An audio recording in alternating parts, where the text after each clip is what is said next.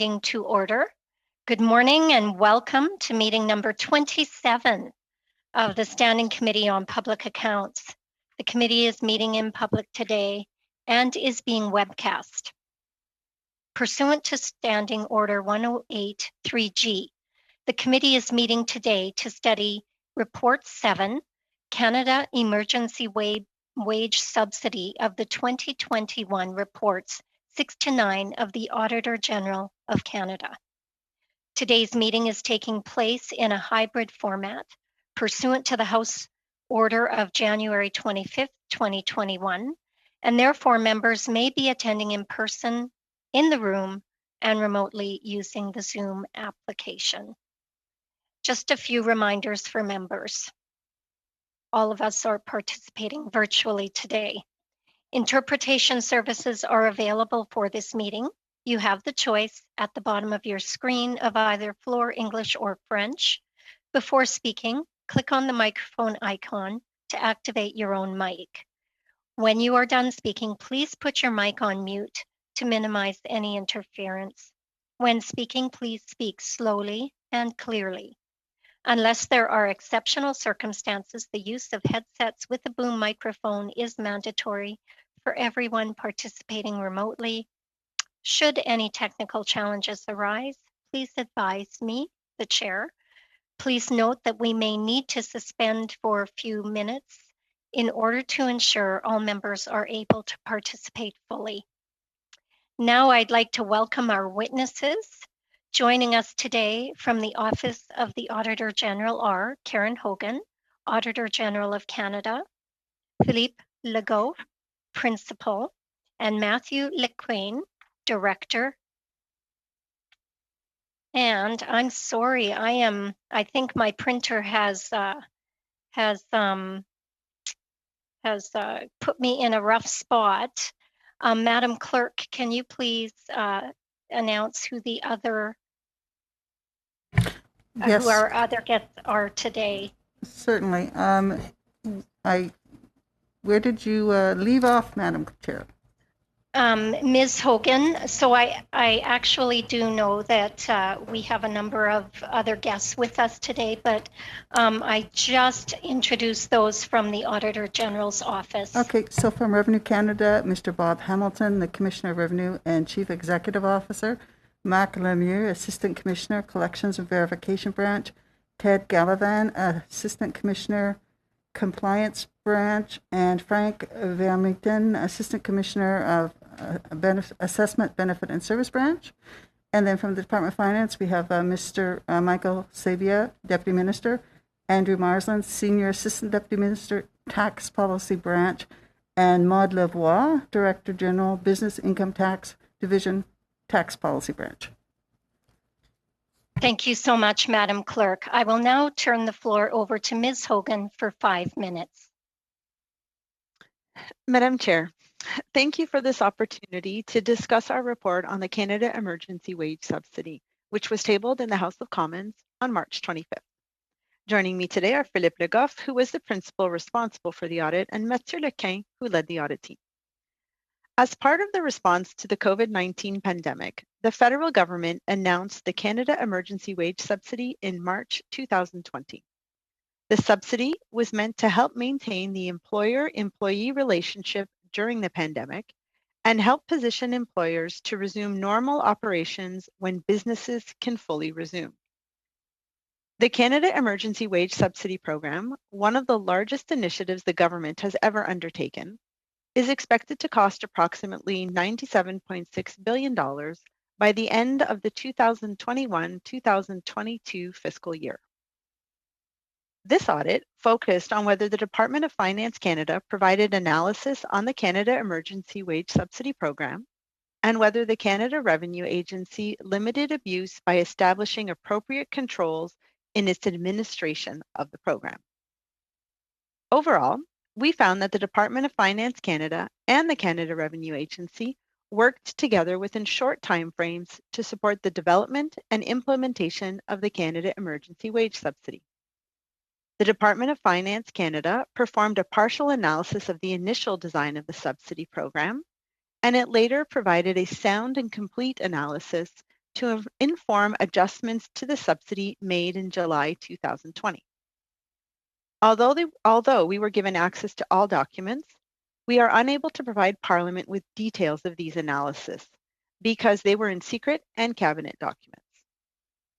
The design and rollout of the subsidy highlighted pre-existing weaknesses in the Canada Revenue Agency's systems, approaches, and data. These weaknesses need to be addressed to strengthen Canada's tax system. Une de ces faiblesses. One of the weaknesses is related to the lack of up-to-date tax data. For example, we found that 28% of the subsidy applicants did not file a return for the goods and services tax or the harmonised sales tax for the 2019 calendar year.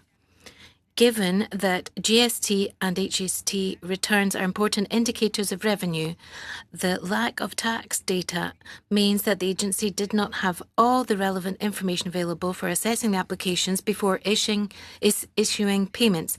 This revenue information would have allowed the agency to validate the reasonableness of the revenue drop that was declared by applicants.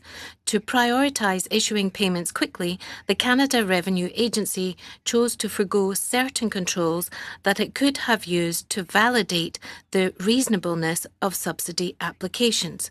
For example, the agency decided that it would not ask for social insurance numbers of employees, although this information could have helped to prevent the doubling up of applications for financial support. The limitations of the agency's information technology systems affected its ability to perform some pre-payment validations, as did the absence of complete and up-to-date tax information. As a result, the agency will have to perform more post-payment verification work, and we expect that the agency will have to rely mainly on costly, comprehensive audits that will start in spring 2021. This post-payment work will be the subject of a future audit from my office. We made 3 recommendations to the Canada Revenue Agency and 1 recommendation to the Department of Finance Canada. The agency and the department agreed with these recommendations. So, Madam Chair, this concludes my opening remarks. We would be pleased to answer any questions the committee may have. Thank you. Thank you very much, Ms. Hogan. We will now go to Mr. Hamilton for 5 minutes.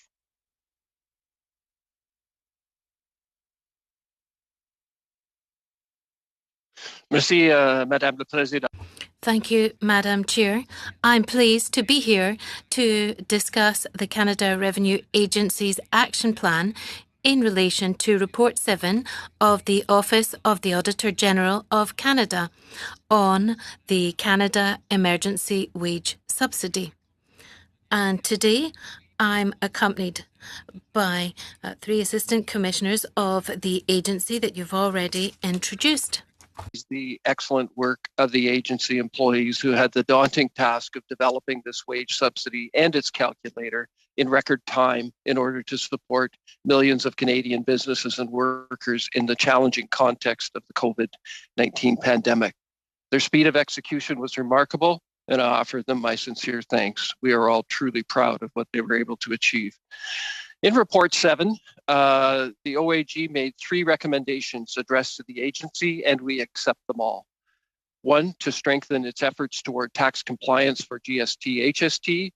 2, to use automated validations with a unique identifier across programs. And 3, to use business intelligence information as soon as it is available to conduct targeted audits. With regard to the first recommendation, the agency will identify opportunities within the GST, HST delinquent filer program to improve filing compliance on the part of GST, HST registrants. The agency will review workload selection and prioritization criteria within this program to identify areas of improvement as applicable. We will determine if program resources are allocated optimally and are sufficient to deliver on program expectations. The agency will also identify potential legislative changes that could support filing compliance. And finally, the agency will identify additional ways to educate and support businesses regarding GST, HST registration and filing obligations in order to promote future compliance. Et la deuxième recommandation. In the second recommendation, the OAG suggested that the agency should use automated validations with a unique identifier across programs in order to improve the integrity and validation efficiency of future emergency programs. In addition, the OAG also noted that the SIN, the social insurance number, the unique identifier for individuals, comes with limitations such as privacy issues and identity theft issues. So we acknowledge these observations, and in collaboration with Employment and Social Development Canada, we're working in partnership with the Treasury Board Secretariat on its Sign in Canada platform. Sign in Canada will facilitate access to government online services through a secure digital ID that is mapped to departmental programs. And we expect that the Sign in Canada platform will be available in the next 24 to 36 months, at which time the agency will commence its onboarding activities. At the same time, the agency also continues to enhance its authentication and credential management systems through, amongst other things, through multi-factor authentication. This solution is currently being rolled out to all users of the agency's portal services, and full rollout is expected to be completed in June 2021. Third recommendation, the agency agrees that the timeliness of compliance actions is very important. To this end, the agency is continuously investing to improve its risk assessment systems and business intelligence to better focus its resources in a timely manner on the highest risk cases of non-compliance at a national level. The agency is working with the notable aid of risk assessment algorithms, which use data to help the agency quickly identify applications that warrant more careful examination. These algorithms are frequently updated and improved as the agency learns more about common patterns in CEWS applications and also to reflect changes to the CEWS legislation. Phase 1 is underway. Phase 2, which will begin in September 2021, will maximize the results obtained in Phase 1, which will then inform and improve the risk assessment process for targeted audits as a whole. As a result, in December 2021, the agency expects to produce its final report on this recommendation, which will include the best practices learned. These can be used as a basis for future targeted audits. Thank you, Madam Chair. I'd be happy to answer your questions. Thank you very much, Mr. Hamilton. We will now go to Mr. Sabia for 5 minutes.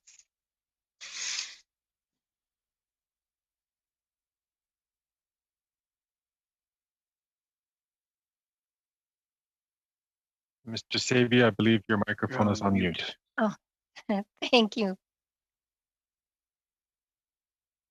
Merci, Madame la Présidente.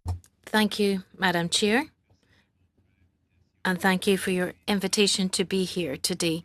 Today I'm accompanied by two of my colleagues, namely Andrew Marsland, Senior Assistant Deputy Minister of Tax Policy, and also Madame Maude Lavoie, who's Director General for the Business Income Tax at Finance Canada. As you know, the government and of course the Department of Finance remains convinced to support Canadians and Canadian businesses through the COVID-19 pandemic. And so, of course, we have received the support from the Auditor General with a great deal of pleasure. The Canada Emergency Wage Subsidy is one of the most important and strongest pillars of government support that was established in the early days of the pandemic. Was initially designed to keep employees attached to their employer by subsidizing 75% of their payroll costs up to a maximum of $847 per employee per week. The wage subsidy acts to protect jobs, encourages employers to rehire workers previously laid off as a result of the COVID crisis, and helps position Canadian businesses for a robust recovery. Through this initiative, well over 5 million Canadian employees have had their jobs supported, with over $74 billion paid out through the program as of April the 11th, 2021. Through the budget that we delivered this week, it was, and we proposed in the budget that this subsidy continue until the end of September of 2021, alongside the Canada Emergency Rent Subsidy and the lockdown support. It's also proposed to gradually decrease the subsidy rate beginning in July to ensure an orderly phase out. But of course, that depends entirely on the state of the pandemic and the progress being made with respect to vaccinations. In addition to the wage subsidy program, in the budget, we also introduced a new program that we've called the Canada Recovery Hiring Program to help businesses hire more workers between June 6th and November 20th of 2021 as we begin a turn from protecting jobs to creating jobs. It will offer companies on the wage subsidy as they begin opening up a new alternative and a program to assist them by focused on whether Finance Canada had provided analysis on the wage subsidy during its initial development, and I am pleased to note that the audit's conclusion that the department worked within short timeframes to provide decision makers with the information they needed to assist them in developing the wage subsidy, and that it subsequently provided sound and complete analysis to inform adjustments to the programme. When it came to designing the wage subsidy, the department collaborated with the Canada Revenue Agency to assess how the programme could be implemented quickly and develop the legislation related to the subsidy. We recognise that the analysis was done rapidly. The imperative at that time was to get help to our workers and businesses quickly, and we believe this was the right imperative. Finance Canada also proposed subsequent adjustments to the subsidy that were informed by sound and complete analysis, as well as being based on input from businesses and employers. For example, revisions to the programme made the subsidy accessible to a broader range of employers by including those with a revenue decline of less than 30% and by providing a gradually decreasing base subsidy to all qualifying employers. Madam Chair, I was obviously not in the Department of Finance at the time. I do want to say that I think the agility that our department demonstrated in the design of this program, and in particular, the department's willingness and effectively to constantly assess feedback from stakeholders, program recipients, and to constantly find opportunities to make adjustments and to improve the reach and rigor of the program is important and very much worth noting. We also, and I alluded to this a moment ago, we also very much welcome the Auditor General's recommendation to publish an economic evaluation of the wage subsidy program, and that is indeed our plan. And we've committed to undertake this evaluation and publish our findings in the 2022 report on federal tax expenditures. And just before I wrap up, I just do want to, and again, I say this to someone who wasn't there at the time, give full credit to the public servants both in the Department of Finance and in the Canada Revenue Agency for really an extraordinary effort to design this program and to deliver it rapidly at a time of real economic and social crisis for the country. And I think that speaks well of their dedication as public servants to Canada. So I'll stop there. Thank you again for the invitation, and my colleagues and I will be happy to try to answer your questions. Thank you very much, Mr. Sabia. We will now go to our first round of questioning. It's a 6-minute round, starting with Mr. Lawrence. Thank you, Madam Chair. I'll commence with a conversation here with Mr. Sabia, and my area of inquiry will be the interplay between the CERB and SUS. I think that most economists and as well as Canadians would have preferred to have seen more of the employer-employee relationship retained. However, when we look at the numbers, it appears to me that while the CERB was oversubscribed, the SUS was undersubscribed, and that may have cost Canadians jobs, severing that important relationship between employer and employee. Mr. Sabia, would you characterize that statement as correct, or how would you differ? I don't think I would say that we share that view. The wage subsidy program was designed initially and then adapted, as I mentioned a moment ago, following consultation, to make it very broadly based, very simple, very rapidly in place.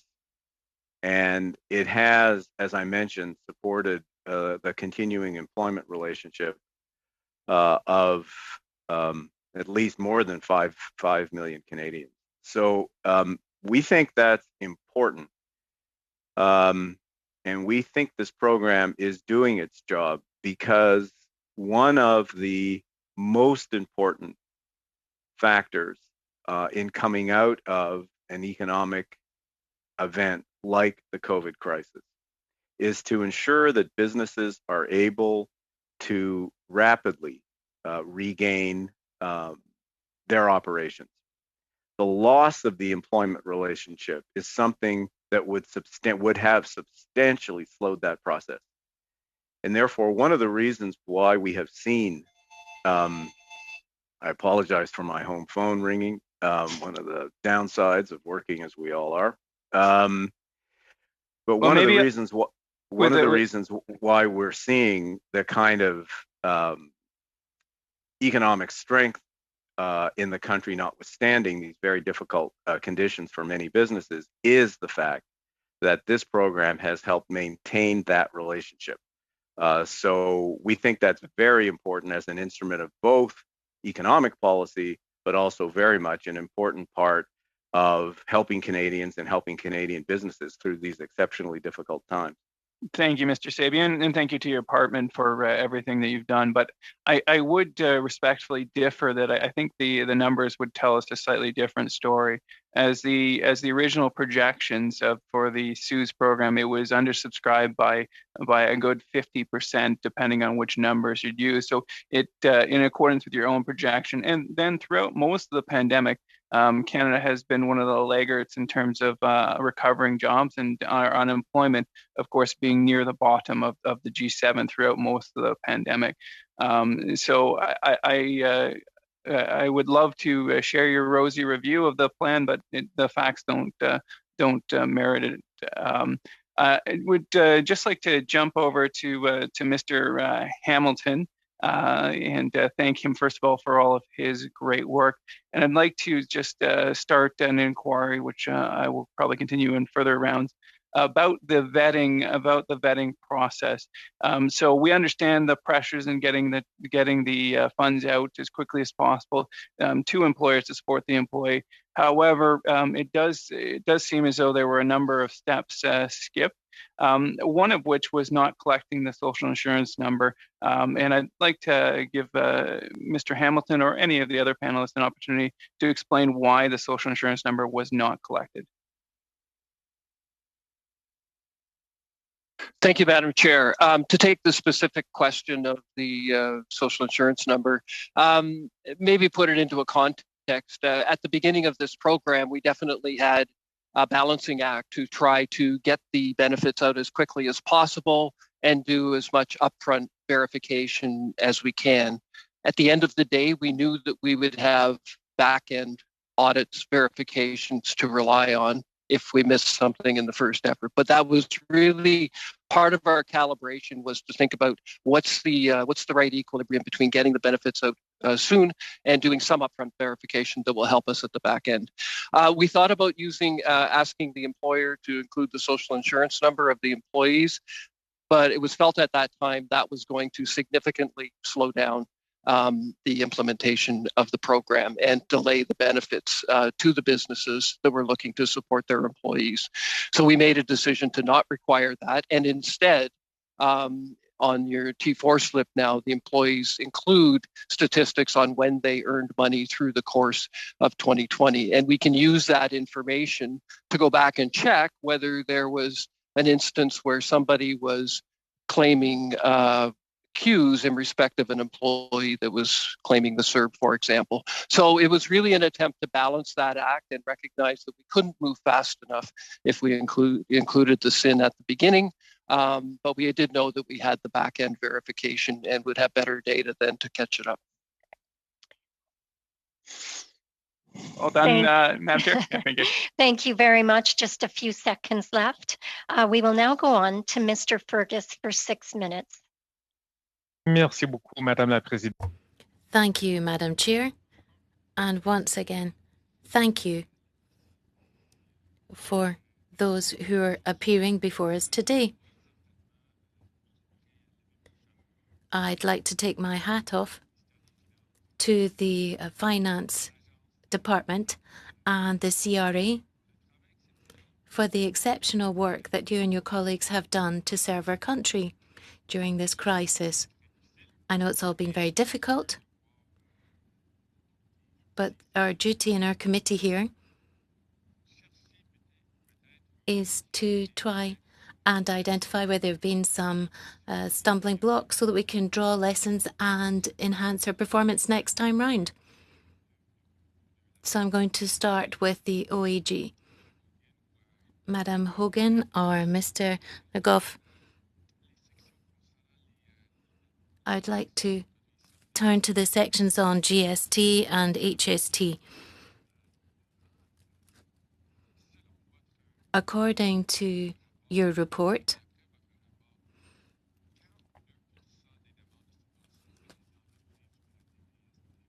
when we're talking about the GST, HST applicants, it was 18% higher in 2020 to 2019. So if the subsidy was just to help firms that had a revenue drop, can we affirm that this objective has not actually been achieved in 42% of the cases, or are there certain nuances that we need to bring to this? Madam Chair, I'm going to kick off and then I'll give the floor to Mr. Le Goff if you'd like to add something. Now, the statistics that you've cited are in one section of our report where we've noted that the CRA had information coming in as the programme advanced to carry out investigations, more detailed investigations, because the information that had been received that was related to the GST and HST returns was indicating that there was an imbalance somewhere, or there was something that should raise a flag.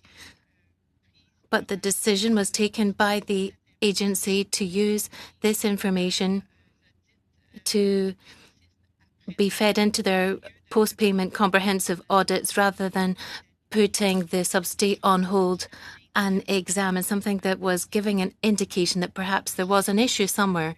So I don't know if Mr. Le Goff would like to add something or if I've answered your question correctly. Yes, good morning, Madam Chair. Yes, I believe that, Madam Auditor General, you've correctly answered the question. And I would just say that the agency decided to not benefit from that information, that first-hand information that could have allowed them to continue to make payments to businesses, but at the same time check whether the application was actually reasonable in terms of revenue, because these were revenue indicators that were critical to allow the agency to determine the validity of the claim. Thank you. C'est mon tour d'être sur. So I was the one who forgot to come off mute. So thank you very much to Mr. Legoff and Mr. Hogan. Ms. Hogan, do you have any comments on this? Mr. Hamilton, would you like to add a few comments on that?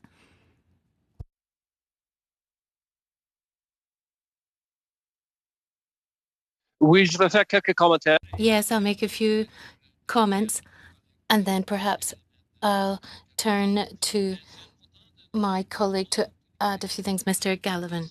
Now, we did use the information when programming things. We used the information that we'd received to try and improve verifications and audits as much as possible. But in reality, it wasn't possible for us to restrict all of the claims because it would have made the program ineffective. And as I said previously, there's still an opportunity to use post-payment audits, post-payment verification. So that's another possibility that we have.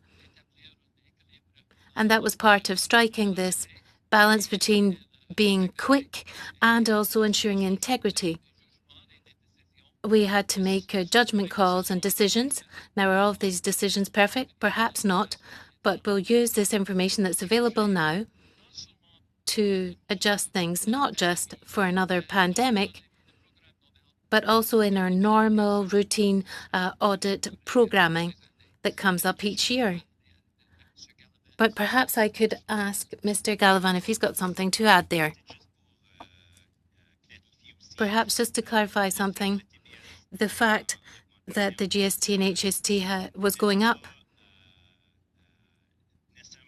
was not necessarily a negative thing, because the accounting methods were varied, because with the subsidy program, it could be a cash basis or accrual basis. There was a question of timing of all of this.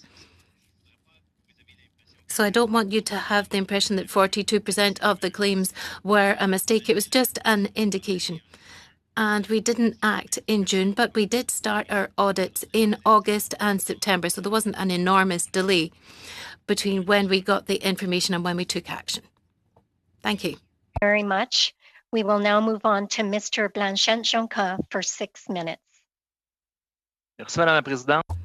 Thank you, Madam Chair, and good morning to all of the witnesses. First of all, I've got a question to Ms. Hogan. Hi, and welcome once again. It's a pleasure to see you each time with us in our committee. Now, I must admit that I jumped when you said that the complete access to the information that was given to you by the Finance Department. I almost fell off my chair, in fact, when you said that you were not able to provide the Parliament with specific information because this is classified as cabinet secrets, and this is a programme that was deployed over just a few months, 100 billion at the last economic update on the 30th November last. So you will understand that it raises more than just a few doubts, which I think are quite normal. And there's serious questions about the transparency of the government. I'm trying to understand this. So can you please clarify your role and your perception? Because I do think this is quite striking, your thinking on this. My office has access to information which includes a cabinet secret documents. And during our audit on the queues, we had access to all of these documents. We are restricted in terms of the details that we can include in the report to give you information about all of the issues that were taken into consideration. And that is why, first of all, we stated that there was a complete and sound analysis to give you reassurance about the information that we saw. But that is also why we made a recommendation to the Finance Department to publish an economic analysis on this subsidy, so there can be an informed debate in the House and in the Parliament about the queues. I do understand, Ms. Hogan, you've seen the figures. And I'm sure the members of the committee and the members of Parliament would like to see these figures as well. You're an official of the Parliament, not of the government. I understand your role, but how can you explain that access to data is not accessible to parliamentarians who've been elected by the population at large? The only reason I can give you is that I have to follow the guidelines of the government directive on the respect of documents, and it's the author who decides on how he classifies these documents. And here the document was classified as secret or as cabinet confidential documents. So this is a question that you would need to put to the finance department, probably, to ask why they classified their documents in this way.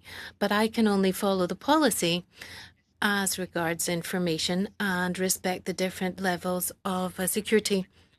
Ms. Hogan, I totally have trust in your integrity and your probity and your competence. Your intention is not to put in the hot seat today, but I think there's a real lack of transparency with the finance department. It really blows me away, and it really raises a serious doubt. I'm trying to see whether you have total moral and complete assurance that you've been able to see all the figures that you asked for. Can you express some sort of reserve whereby perhaps the finance department tried to perhaps not disclose certain data? Well, in all of the audits, we can never say that we've got 100% assurance, but we do have assurance, and we do have declarations from the senior officials in the finance department that we received all of the documents and all of the necessary information. This is a finding that, or a statement that has to be made by all the entities that we're auditing, so that as an Auditor General, we can provide you with the correct information. So we make this commitment with the senior officials that they provided all the information that we need to be able to draw our conclusions. Now, in the findings and the conclusion of your report, you've said that there's been a partial analysis. You've just mentioned that, and you've recommended that the Finance Department should carry out a more complete analysis of this measure, because we're talking about over 100 billion in terms of the queues. And of course, it's been beneficial, but you've also mentioned that the controls would need to be reviewed slightly. Because have you been able to take note of the fact that there were certain people who've benefited from this subsidy, and in reality they didn't actually meet the criteria set out in the programme? Now, at the beginning of the programme, we saw that there was a partial analysis carried out by the Finance Department because they had to move very quickly in developing this programme. But afterwards, there were public consultations, and the analysis was then sound and complete, we noted. When it comes to the actual eligibility question, I think that in all programs, we can all be in the same wavelength. Namely, there are always certain individuals who've received payments by mistake, and there's probably certain individuals that provided certifications, attestations that were not completely true and should not have received the payments. That is why it's very important to have comprehensive audits, and that's why we're going to audit them afterwards. I think that's an advantage in a program that was launched very quickly to meet the immediate needs of businesses and Canadians. Yes, I do understand your office is going to look at this program again once you receive these data. Is that satisfactory to ask the Finance Department to have a thorough analysis of the programme and check its efficacy? And I've understood that you're going to have a next audit to see whether payments have been made in error. Are you going to have all of that information available? So sorry, we are over time. Unless you have a very quick answer for Mr. Blanchette-Jocan. I would just say that yes, we are going to examine the comprehensive audits, and I'd encourage the Finance Department to publish a complete analysis so we can have a good debate in Parliament. Thank you. Very much. We will now go on to Mr. Green for 6 minutes. Thank you, and I deeply appreciated my friend from the block, Maxime's interventions in laying out all the information that was withheld, or, really the secrecy in the way this analysis was made. So I'll go back just to reiterate for the people who are tuning in. You have stated in section 7.8 that the Department of Finance performed a partial analysis of the initial design of the subsidy program. But then you said it later provided a sound and complete analysis to inform the adjustments to the subsidy. We've heard Mr. Sabia talk about the rapid way in which they've had to respond. And yet you've laid out that you were unable to provide Parliament with details of these analyses because they were in secret and cabinet documents must be kept in strict confidence. The challenge that we have before us as a committee undertaking this audit is that we have to have, I think, reasonable access to information to know exactly what it is that is before us. And so I'm gonna just frame a little bit further that in 7.9, you've stated through the Auditor General that payments, that there were pre-payment controls that were implemented to ensure that payments were appropriate. And you used an example that the agency did not have up-to-date earnings or tax data or sub-annual data or any kind of like starting points throughout the year, and that you did not have all the information it needed to validate the reasonableness of the applications before issuing payments. So I'm going to put this question through you, Madam Chair, to the Department of Finance, Mr. Sabia, who I missed in the last section of our audit on the SERB, because I brought up some important questions in relation to the push and pull economics of what we were providing people to stay home safely versus what the labor market demanded.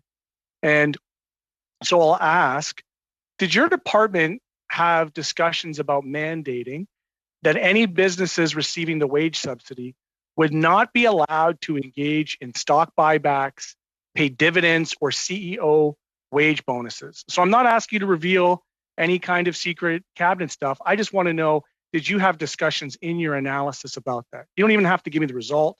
I just want to know, did you consider it through you, Madam Chair, to Mr. Sabia?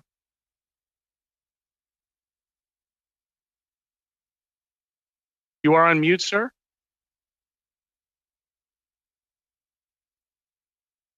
God, you would think after 14 months of this that unmuting would get pretty, you'd get pretty good at it. Anyway, so apologies for that. Madam Chair, just to answer Mr. Green, I'm going to answer in two parts. I'm going to make a couple of comments, and then I'm going to ask my colleague, Andrew Marsland, to comment on this. Sir, my time is clicking, Mr. Sabia, through you, Madam Chair. I really just need you to answer the question that I've asked. Well, I would say that the focus of this whole program has been maximizing the scope and reach of the program. So therefore, there was at the time, I think, very much a focus on keeping this as simple and broad as possible, because the objective was helping as many Canadians as possible, which I think the program is succeeding in doing, and helping as many Canadian businesses, particularly smaller businesses, and particularly in some heavily Sir, those are talking sectors. points through you, Madam Chair. I need to know, did you have discussions about stock buybacks, dividends, and CEO bonuses? And if so, did you make a recommendation to Cabinet? You don't have to tell me what the recommendation was, but I need to give you an example that this program provided $120 million in public money to Imperial Oil and then let them pay out $324 million in dividends to their rich shareholders. I need to know, in terms of your reasonableness for the applications, did you provide Cabinet with recommendations on the dividends and the bonuses? Yeah, Mr. Green, you know very well that kind of work and those kinds of discussions and that advice to ministers and to an elected government, that the way our system works is that in order to keep that advice robust and open, that those are confidences of the Cabinet. And I think. But how do you use the terms robust well. and open through you, Madam Chair? Use the terms robust and open. We're in the Public Accounts Committee dealing with an audit, and we don't have basic information on the analysis on how this government came to be. And I'll give you an example, right? Like we're talking about Main Street versus Bay Street here. I have a whole community of businesses on Locke Street in my community where their 2019 revenues were dramatically reduced due to all this infrastructure programs, right? They can't adequately show their losses, and they didn't qualify for anything. 1 in 5 businesses in my city are not renewing their business licenses. That is the reality and the fact of the small businesses that are trying to weather this storm. And I need to know whether the Department of Finance had in its analysis any kind of thought around the way in which the major corporations of this country absolutely, in my opinion, built taxpayers on this program.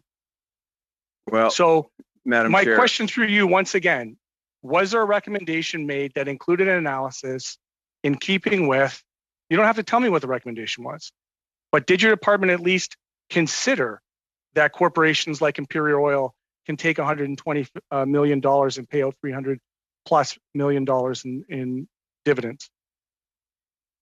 well, Mr. Green, Madam Chair, Mr. Green, again, if you understand the rules under which our system works, and the provision of advice, and that therefore to respect those rules and indeed the law with respect to confidences of the Queen's Privy Council, those are not details that we can enter into. And if you have an issue with that, which you seem to, which is fair on your part, then I think asking us that question is obviously we always operate in a way that respects those rules, that respects the law. And if that law or those rules need to change, then that's an issue, I think, sir, for you to take up with the government of the day. Thank you very much, Mr. Sabia. We are well over time. I will now go into our second round of questioning, starting with Mr. Lawrence for 5 minutes. Thank you very much. I'd like to continue my discussion with you, Mr. Hamilton, if we could. Just with respect to, I want to get down to sort of the details of the analysis that was done to not put the not to collect the social insurance number. What would have been, I assume that there was an analysis done, and I'd actually ask for you to share that with the committee if that's possible. But what would have been the cost and what would have been the time required to include the social insurance number in the gathering of information for these suits? Madam Chair, I'll take an initial run at that. I don't have the cost estimates that are in front of me. But it is fair to say that as we delivered the program, as I said earlier, there was a balance between how we could get the money out more quickly versus getting as much information as we possibly could for that initial verification. And to ask employers to be able to provide the SIN numbers was determined by us to disturb that equilibrium, and it would have taken too long to get it out. I appreciate that, Mr. Hamilton, and I understand, and we've had this conversation before, so I do appreciate that you're trying to answer the question, but I'm just really looking for the numbers, just for the sake of time. And so, would you commit to providing our committee with the analysis that was undertaken to not provide to gather the SIN numbers? Okay, let me just finish the thought that I had, which is really to emphasize again that just because we don't collect information up front doesn't mean we can never go back and find out whether something inappropriate happened. So we have that back end. So I just wanted to make that point. I'll give my colleagues an opportunity if they have any information they'd like to provide on the spot, but otherwise we'd be happy to provide you with what we can in writing after this. Thank you, Mr. Hamilton. And I'm not trying to be difficult here. My purpose is behind these questions, just up front, is to have an analysis that done. Was this the right decision or was this the wrong decision? I realize that time constraints we're under, but my question is: one is, okay, well, how much would it have cost to get the SIN number specifically? How much time and delay would have been versus what will the auditing cost now? What is the expense? You've mentioned a little bit. What specifically it will be the cost? Was having the SIN part of the reason why we went now an abandoned effort to have some very expensive audits for our business owners in September?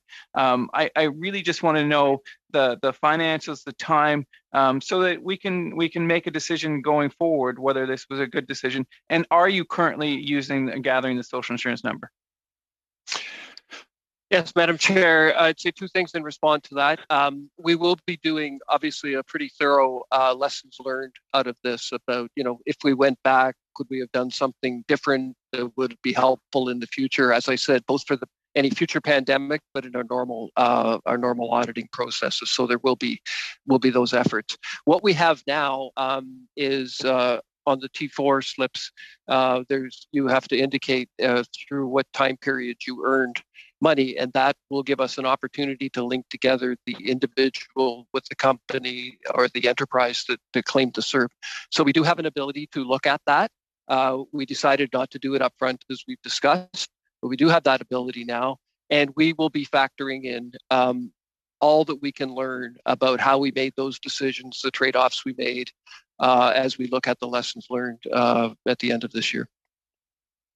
And one of the things that that sort of troubled me in the Auditor General's report, and actually wouldn't mind, is that it said that the agency did not reevaluate this position over time. Have you reevaluated that to include the social insurance number? And the other question is, how much money going post versus pre has this cost the Treasury? Madam Chair, just two questions there. I think the first one is, are we reevaluating and thinking of using the SIN number? We are not contemplating that. We got the program launched the way it was. We feel like we've got enough back-end comfort that we don't need to reevaluate that decision at this time. Doesn't mean in a future situation we might not make a different decision. I don't want to prejudge that, but we are not at the moment thinking of introducing, say, a SIN requirement in the current program. The second part was on the cost of audit, I think, of how much, I think the gist of your question is, how much more does it cost the government to catch it at the back end than to prevent front? I don't have a figure on that. I mean, directionally, I can say we are better off if we catch something at the front end. That's a more efficient process for us, but it also does entail some costs. And in this circumstance of delivering this program, it wasn't just about cost. It wasn't really primarily about cost. It was practicality. Thank you. Thank you very much, Mr. Hamilton. I'm sorry we are tending to go over a little bit here today. I will now move on to Mr. Blois for 5 minutes. Thank you, Madam Chair, and I'd like to thank all our witnesses, particularly for your hard work during this pandemic. I think for me, it really hit home during the OAG report when we talked about the wage subsidy being one of the biggest undertakings of the Government of Canada in history, and I think that speaks to the size and scale of what we've been encountering these last few months. So thank you for that, Mr. Sabia. Thank you for your work in finance and others through the budget that was just tabled this week.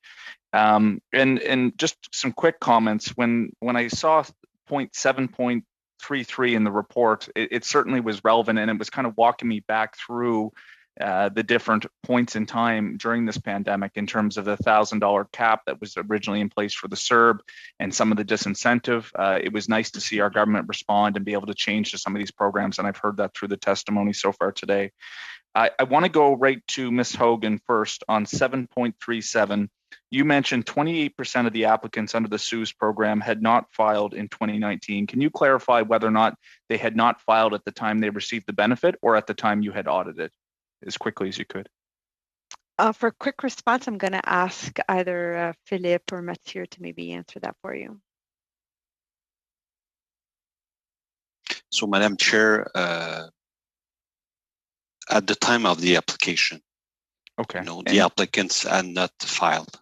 Right. So it's not that they hadn't filed at all at 2019. It's that the tax year had just finished, and at the time that they initially applied, they had not yet filed.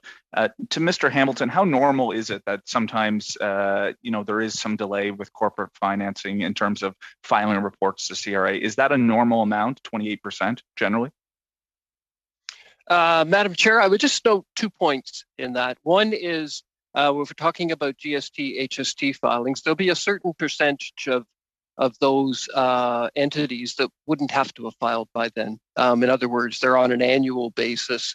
Rather, some registrants file monthly, some file quarterly, some file annually. So there'll be a percentage of that number it was not a problem per se, to put it that way. It was just the system working. We didn't have that information. Having said that, there's also another portion, which is non-filers more generally, and people who don't file their returns on time. That's a small portion in total, but it's an important part, and we have a regular non-filer program delinquent file that looks at those. Mr. Hamilton, thank you. Thank you. I appreciate that. It was what I'm hearing is that there's different times. This is not a crazy unusual number in terms of what we've seen in the report. I want to take you, Mr. Hamilton, to 7.1, Exhibit 7.1. And I guess I'll go to Ms. Hogan. My apologies first. You kind of noted in the report, Ms. Hogan, that there was not as many actually applications that were disapproved or that many of them were auto-approved. When I look at the number that I think is extremely important is the actual initial value of the applications in the millions of dollars. And almost 40% of that number did have some type of manual review, which I think in the circumstances is quite strong. Can you comment on that in terms of whether or not, yes, overall, it seems like a lot of the smaller applications maybe were auto-approved, but the actual amount, there was quite a bit of manual oversight. Is that fair to say? The exhibit you're referring to definitely highlights that many of them were subject to a manual review. So, I mean, the automated reviews were just checking addresses and making sure direct deposit information hadn't really changed and looking at reasonableness of payroll. So there were a large number that were then subject to some sort of maybe verbal update or some verification or some other information that was collected. But again, it was very minimal checks at the beginning, and hence why I think so few were actually rejected at the beginning, which just emphasizes the back end work. And Mr. Hamilton, I guess in response to that, and I have about 45 seconds left, in response to that, I mean, your department is not usually used to this type of programming, right? Taking on this type of scale and scope, what CRA was being asked to do. Can you speak to how you responded to that and how that probably impacted your ability to verify and have this deep end, because we're trying to get money out the door, but also your ability to do some of those audits in the summer of 2020? I have to assume that you guys were very stretched as a department, given this is not your normal protocol. Thank you, Madam Chair. Definitely, this was an extraordinary time to be undertaking this new program and sorting out all these trade-offs that we had. And I think it's important to know that we do have some experience in here. And so some of the upfront verifications that we did, I think were quite effective. We operate on a risk-based basis. We assess the risk. We go after the things where we think there's high risk, and some of the low risk ones perhaps go through, and we catch up with them at the back end. So yes, it was an exceptional time, but yes, we tried to use the resources of the agency and our risk assessment to focus on the areas where we thought the upfront verification would be most helpful. Thank you very much. We will now go to our next round of questioning. 2.5 minutes, starting with Mr. Blanchette-Jonca. Merci, Madame. Thank you, Madam Chair. I've got a question for Mr. Sabia, and welcome back to the committee. I understand that you've had some busy weeks with the budget, and I'm very comforted to see your professional service. You're keeping a close eye on all of that. That's all to your honour, so well done. Now, before the committee, you affirmed that you want to make it more transparent so that we can have access to information to do our work. And then in terms of administrative and decision-making, processes need to be transparent vis-à-vis parliamentarians and therefore more transparent for taxpayers. So can you give us indications as to why the data to which the OAG had access cannot actually be completely analysed by parliamentarians? Madam Chair. Thank you for your comments, Mr. Blanchette-Jonca. Well, I think I've just basically answered the same question a few moments ago. We have disclosed completely all of the different analyses and the work that our people have done in the finance department during the period when they were developing this programme, and not just in the development phase, but also follow up after certain consultations and collaboration outside of the finance department. And we disclosed all of that to the Auditor General. So she has seen all of this. Yes, I know, but Why can the Auditor General have access but not parliamentarians? Unfortunately, Mr. Blanchet-Jonca, I understand your question, but we are not able to change the rules or the laws of the land. As I've said in a previous answer, one objective of these rules is to continue to encourage, to protect the rights of the government to have access to the advice of the public service. So we don't have room for maneuver to provide you with this. Same thing for the Auditor General. She cannot give you access to this information. Thank you, Mr. Sabia. We will now go on to Mr. Green for 2.5 minutes.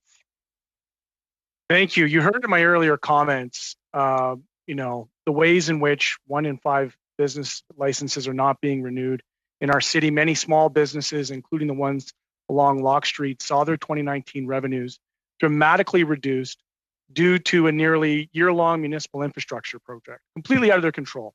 Replacement of sewers, drain lines, repaving roads, sidewalks. It significantly stretched their businesses financially. When COVID hit in 2020, these businesses were unable to demonstrate the required drop in year-to-year revenues to qualify for support programs, such as the wage subsidy. Was any consideration given to providing extended eligibility to businesses whose 2019 revenues were artificially low due to factors beyond their control? This would be to Mr. Sabia as an analysis question in the Department of Finance through you, Madam Chair. Thank you, Mr. Sabia. You are muted. Madam Chair, if I could, just to make sure I don't run out of time, can we make sure that that's accounted for? Yes. Madam Chair, I think on the specific of that question, I'll turn to my colleague, Andrew Marsland.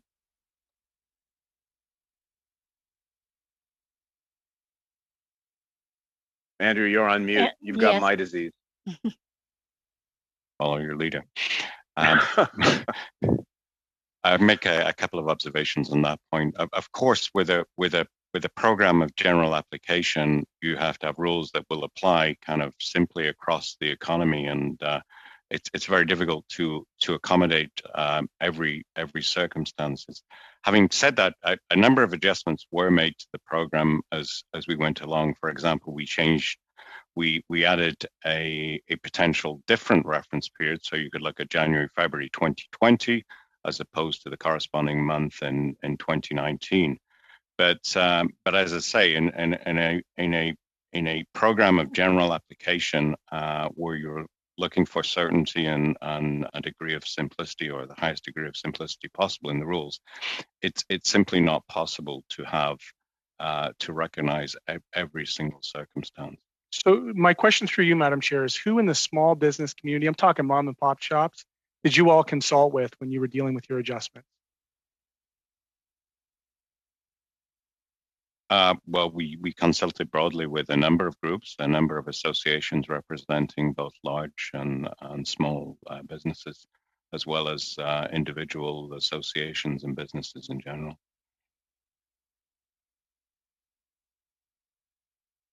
I do see my time is up.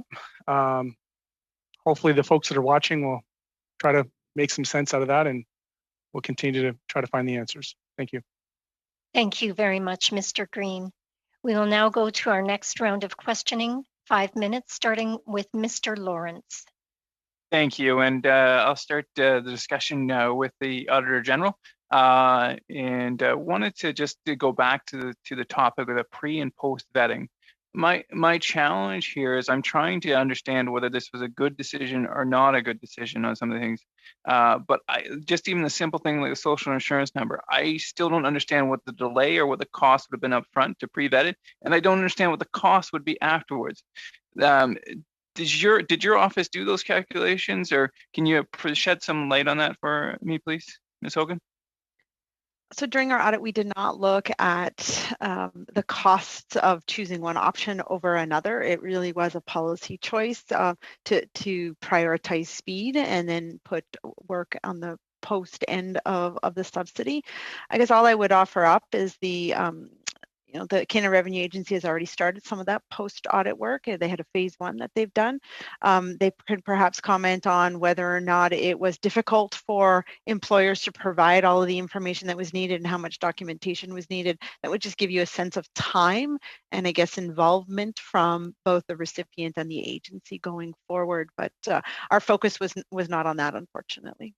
Okay, and then back to Mr. Hamilton on this. So I appreciate your commitment to provide us with the analysis, but I like everything is in degrees, right? Like if it was a 2-day delay to get this in, and it would have cost $100 million not to do that, then that was a bad decision. But you haven't given me any parameters whatsoever as to the time, the cost of taking these other steps. There must have been analysis. Like you didn't just flip a coin and say yes sin, no sin. But I've got no data, no information in front of me that allows me to make that decision. Madam Chair, just to respond to that, and I think, as I said in my earlier response, there's cost, and one can do a cost-benefit analysis, but there's the element of time. And so we have to, if we go back into that moment in time, we were building a new system, a brand new system. This wasn't running off of our existing CRA systems. We built a new system. And the time that would have been required to make sure that the employers could provide this in, to build into our IT system, the ability to use that information effectively, we're certainly talking way more than a couple of days. And so we would have been having to delay for a period of time. Now, can I put a cost on that? I'd have to think a little bit more about how one would cost that. And then on the other side, we knew we'd have an opportunity to get that information and come back at the back end. Okay, sorry. And I can either actually maybe Mr. Sabia would be the best to respond to this, and I do appreciate your thoroughness, Mr. Sabia, but they did say brevity is a soul of wit. The finance must have done a projection. How much money was it projected to lose the Treasury by not having these pre-vetting? How many millions? Is it hundreds of millions? Is it tens of millions? Have as a Treasury foregone by not having these pre-vetting checks? Madam Chair, I think the quickest way to respond to your question, Mr. Lawrence, is to pass it to my colleague Andrew Marsland, who was there at the time. You are muted, sir.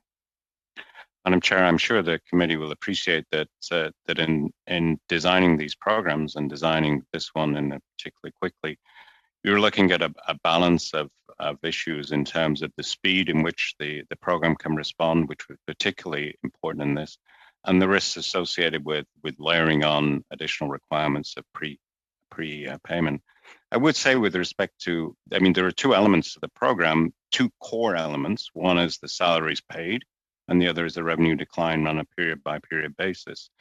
In terms of the salaries paid, there is information available to the Canada Revenue Agency through the normal reporting of source deductions and so on, to demonstrate that there are salaries being paid, albeit not necessarily in advance of the payment of the subsidy. So I think in terms of balancing the speed of response and the risks involved, that was the calculus involved. I understand all of that, but there's got to have been projections. You didn't just say, well, we need to get money quickly here. You must have looked at the numbers.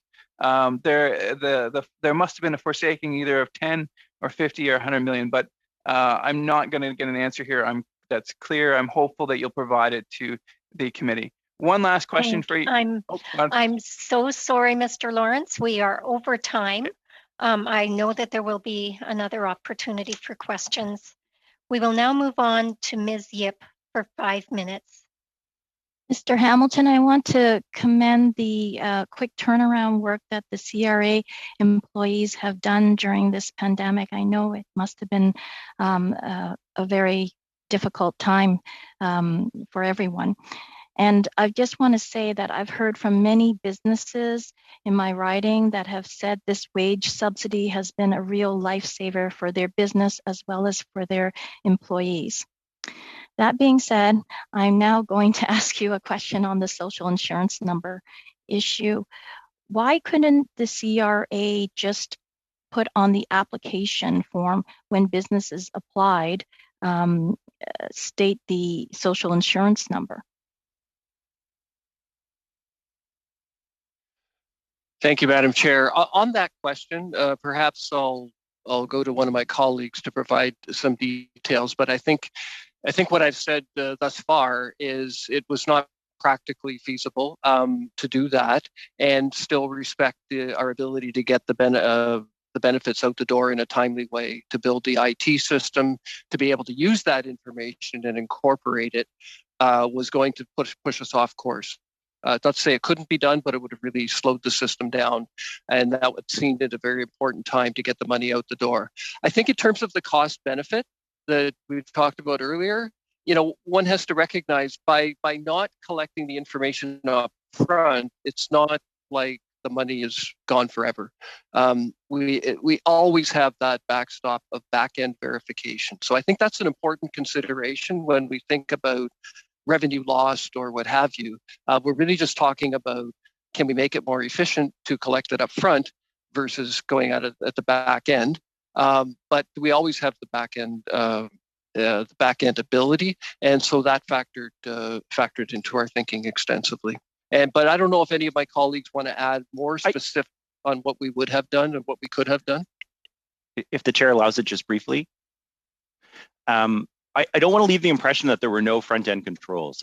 We had historical data on the size of businesses' payroll, and we found that sufficient to flag businesses for risk. So if there was a significant discrepancy between the historical payroll paid, not on an employee level, but in the aggregate, and what was being claimed on the wage subsidy, that resulted in these manual reviews that represented 40% of the dollars. And those manual reviews were done by the level of auditor that usually deals with it. So in some cases, they went to the most senior level auditors in the agency. So I just don't want the impression to be that because we didn't have the SINs, we didn't match historical payroll, because we did.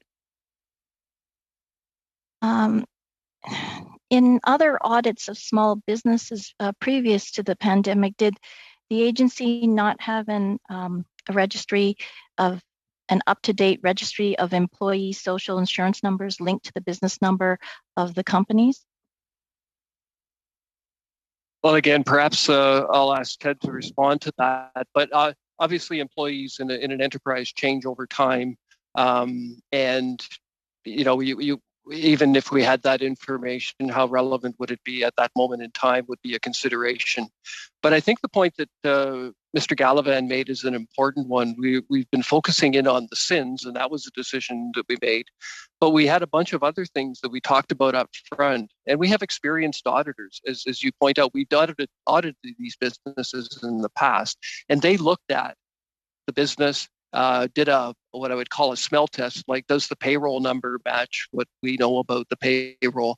So it's not like there was nothing. We used the intelligence that we had to do something, do as much as we could up front without delaying the payments inordinately. But we did make a calculation ourselves as to how many we could hold up for that more detailed manual review and how many were we comfortable enough to let through the system and catch up later. In your opening statement, you mentioned there could be potential legislative changes that could support filing compliance. Sorry. Could you elaborate on that? Well, I can elaborate in concept. I mean, we are going to look at this area to see, we have a delinquent filers program for the GST, and it's been running. And it's a risk-based system that we use, and we actually can collect a fair amount of money once we identify a delinquent filer and catch them. But it is risk-based. We don't go after everybody. So part of what we're going to do is look at our system. Have we got the right data information there? Are we using it to optimize our efforts? And then at the end of the day, we always look for, are there any legislative changes that would help us in this regard. With what we learned from this experience, could we recommend to our colleagues at the Department of Finance a legislative change would actually help us in the administration? So I don't know what they are right now because we haven't. Thank you. Thank you very much, Mr. Hamilton. We will now move on to our next round of questioning. It is a 6-minute round, starting with Mr. Berthold. Merci beaucoup, Madame la Présidente. Thank you, Madam Chair. First of all, I wanted to thank all of the public servants at the Finance Department and the CRA and say once again the work that you have done very quickly does need to be recognised because it was during a difficult period. The committee today has to analyse the OAG report on the first steps that were undertaken to set up this program in an urgent period. But at the same time, we have to assess the capacity of the departments to quickly react during a crisis. We saw that in another study recently, where there were certain departments that were just not ready.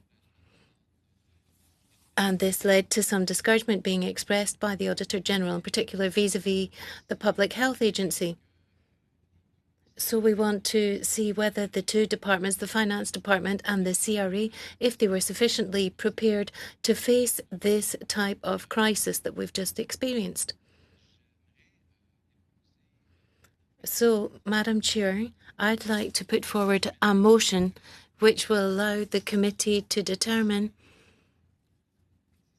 whether the departments were prepared and how they were prepared to respond to the crisis. So I'll read this motion. So the committee requires that the Finance Department and the CRA provide this committee with all of the studies and analyses that were used to set up the CEWS in Canada. And I'll read out now in English. The Department of Finance and the Canada Revenue Agency provide the committee with all studies, data, and analysis used for the implementation of the Canada Emergency Wage Subsidy. Thank you very much for that motion, colleagues. We have this motion. Is it your intention that you would like us to deal with that motion right now during your time, Mr. Berthold? I think that you have to stop my time because I put a motion and I want to discuss it right now. All right.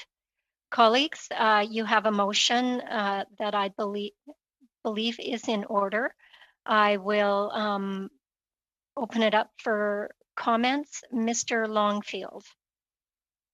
Yes, thanks, Madam Chair. And I think I would like to see a written copy of the motion. And I think that it would be good to have that during committee business so we could prepare to discuss it. I mean, we are mid-pandemic and we're also looking at an audit that was done mid-pandemic, and we are also looking at doing further studies post-pandemic. Some of those have been in the testimony today that would be coming forward in 2022. So first of all, I'd like to see a written copy before we went any further with it.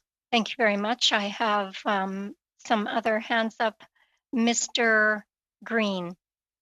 Thank you. I believe it was this committee, but I believe I recall my friend Maxime trying to bring a motion to this committee that would require things that were at hand to be in writing in advance. And I believe that we voted it down for the reason that when these types of issues come up, that they're to be dealt with accordingly using the resources that we have with translation.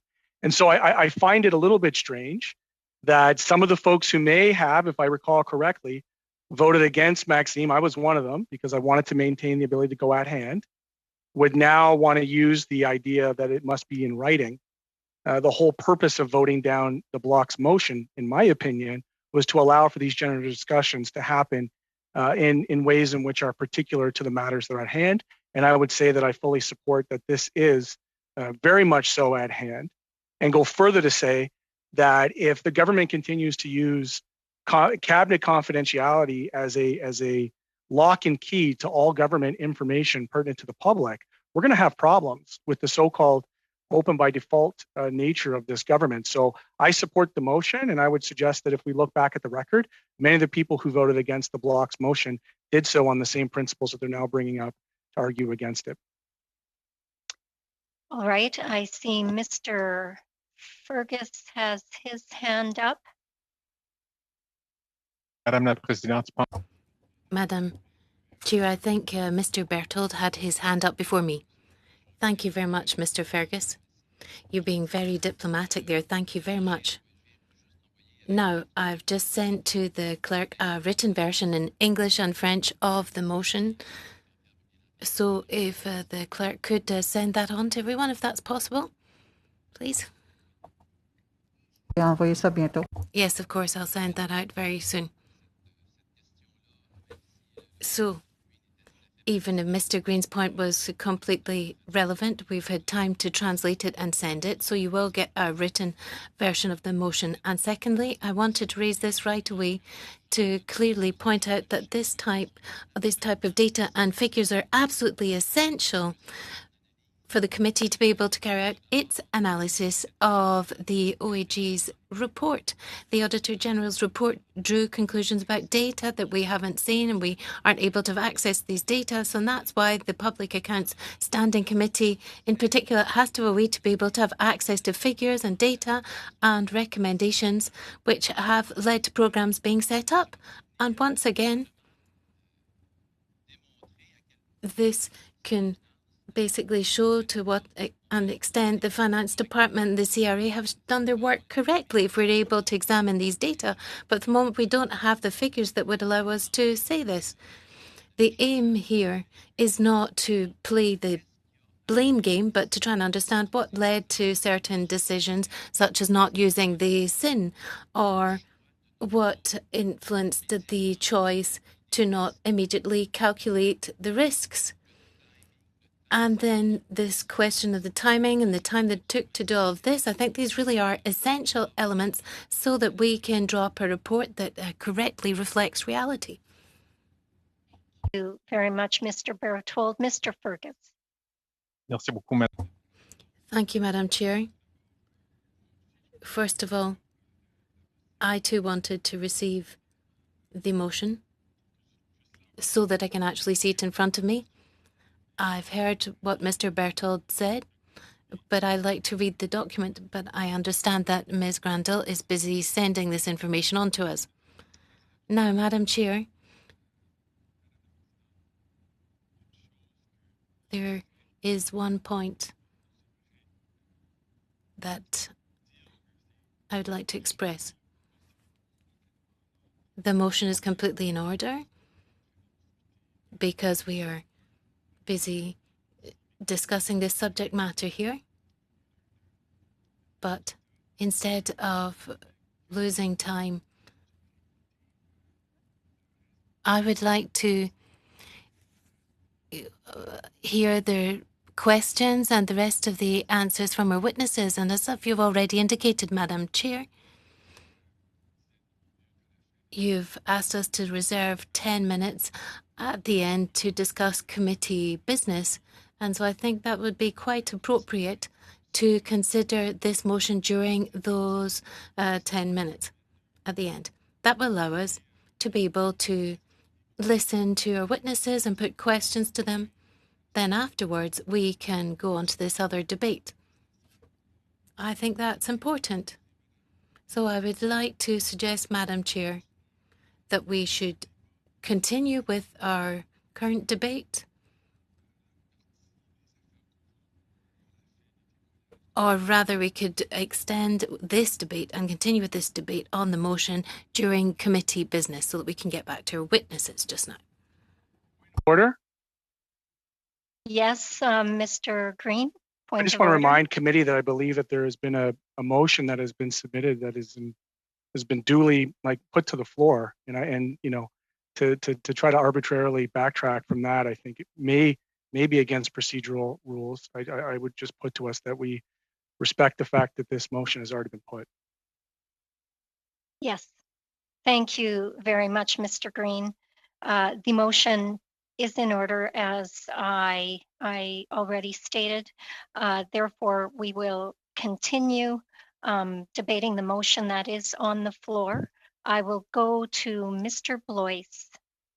Thank you, Madam Chair. And yes, I recognize, as has already been articulated by Mr. Green and others, that the text of the motion is within order, but perhaps you can clarify before I continue with my remarks with the clerk as to whether or not it's unusual practice to recognize the fact that we do have witnesses here that are talking about this subject, that we should carry on with that practice and then continue this debate literally within about 20 minutes. Or I guess it would be, sorry, I'm looking at the wrong time. Yes, about 20 minutes time. So can you check with the clerk before I carry on with any more remarks on that? Absolutely. Madam Clerk, first, can you clarify? I don't believe that we have committee business scheduled at the end of this meeting. First, if you could clarify that, and then secondly, that is correct, Madam question. Chair. That is correct. And the motion, since it was moved and is in order, then debate should continue until the committee has made a decision on the motion. It's appropriate to do that, even though there are witnesses in the room. Thank you very much, Madam Clerk. Mr. Blois? Yes, thank you, Madam Chair. I appreciate that clarification. I guess when I look at the text of the motion, I understand some of the concerns that have been raised by my colleagues, but as Mr. Sabia has mentioned, we do have this convention about cabinet privilege, and the idea that we're going to request all documents that relates let me just read out the text of the motion. The committee requests that the Department of Finance and the Canada Revenue Agency provide the committee with all studies, data, and analysis used for the implementation of the Canada Emergency Wage Subsidy.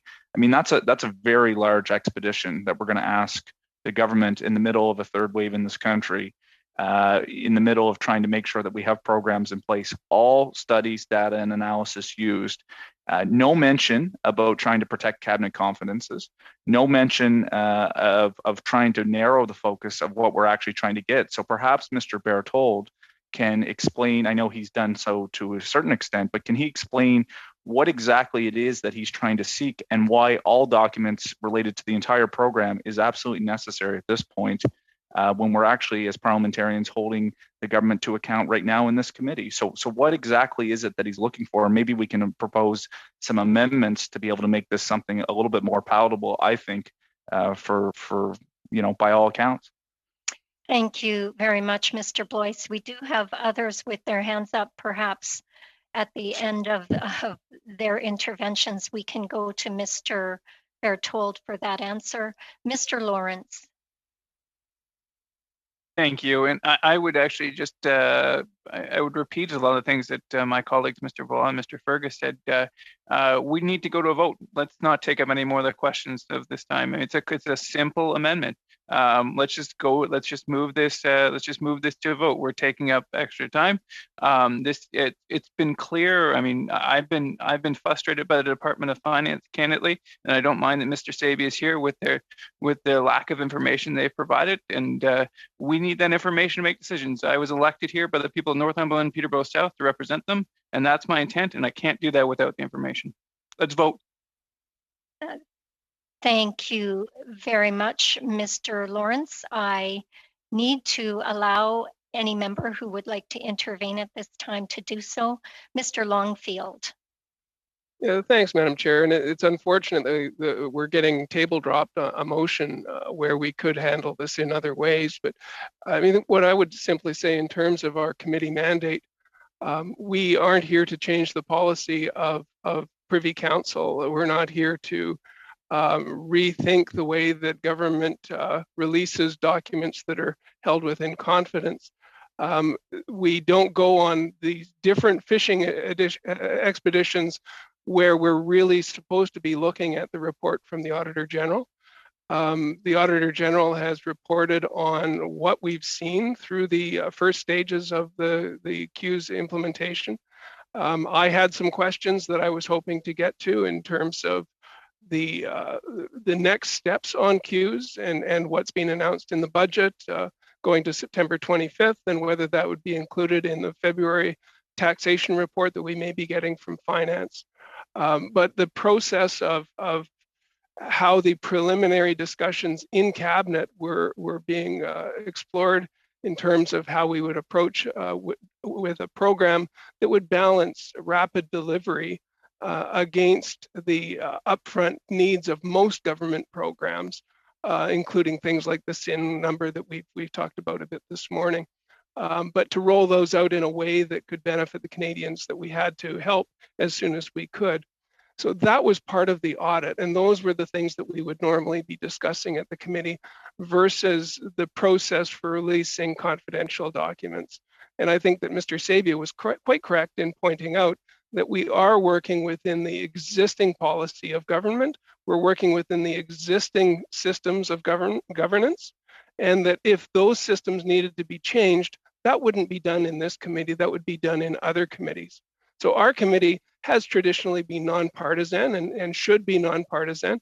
And in fact, in our training, we had discussions about making sure that questions would be hard to determine which party the questions were even coming from, and that in other governments, questions are traded amongst members so that you don't have partisan games going on within this committee. This committee is overseeing the operation of government, not the governance, not the policy directions, the political part of government. This is how departments function as determined by the rules and regulations that they're given through the political sphere. So this isn't the House of Commons, this isn't the floor of the House of Commons, this is a public accounts committee that works in conjunction with the Auditor General. So very unfortunate that we're going through this type of a discussion today in the way that it's being done as well, that we could have looked at this in other ways other than dropping a motion and demanding a vote. I think it's something that we need to discuss.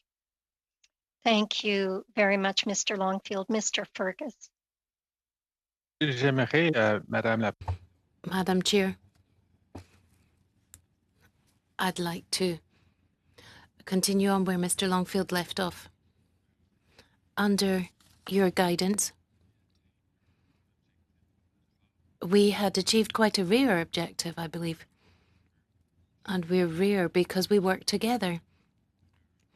I had found that we helped each other out from the different political formations, but when we listen to the questions that are put, the vast majority of these questions cannot be traced back to a particular political stripe. And I recall that when we had our training, the former, or one of the former chairs of the committee, Dave Christopherson, told us that during the 42nd Parliament, in the Public Accounts Committee, there was a motion that caused difficulties for one MP in particular, and she asked her colleagues if we could change the motion to allow her to be able to support it, and so that the committee could continue to have unanimous-based motions. So I must admit that doing this table drop of a motion, such as this one, really brings certain questions to mind for me. And I'd like to have time to ponder this. But just trying to force a vote without giving me an opportunity to actually think this through properly is something that leaves me with regrets. I'm kind of being put to the wall. I'm left with no other option than voting against it.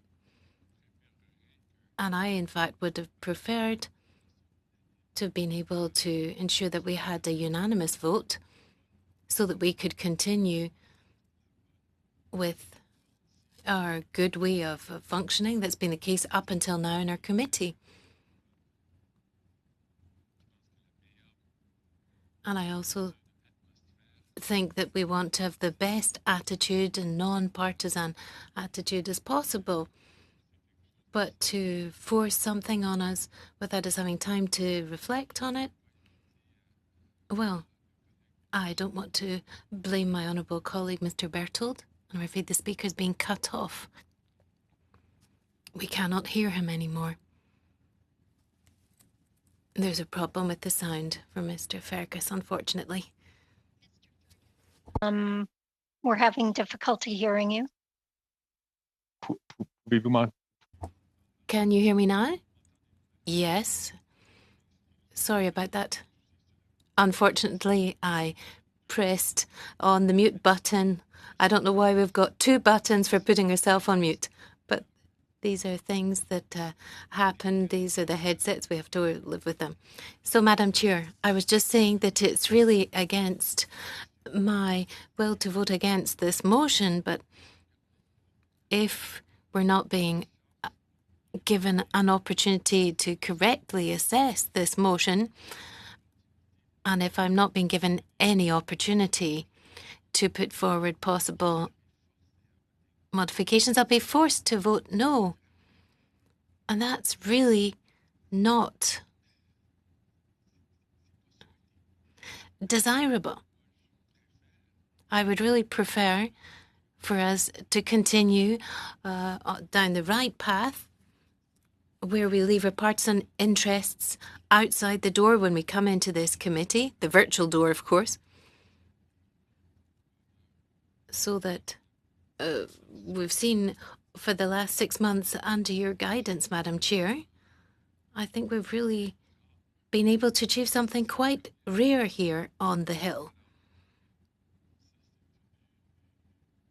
So that is one of the reasons why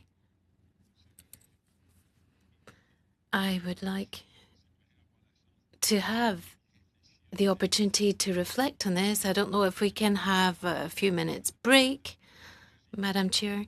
I had thought that you'd said at the beginning of the meeting that we would actually have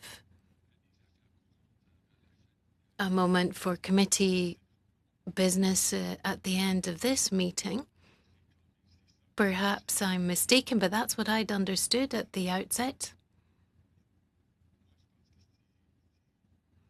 So I think this is a very important matter because, Madam Chair, this motion, well, if I've correctly understood the situation, and once again, I'm just quickly thinking about this motion as I speak, but it seems that Mr. Bertold is alleging or that the Auditor General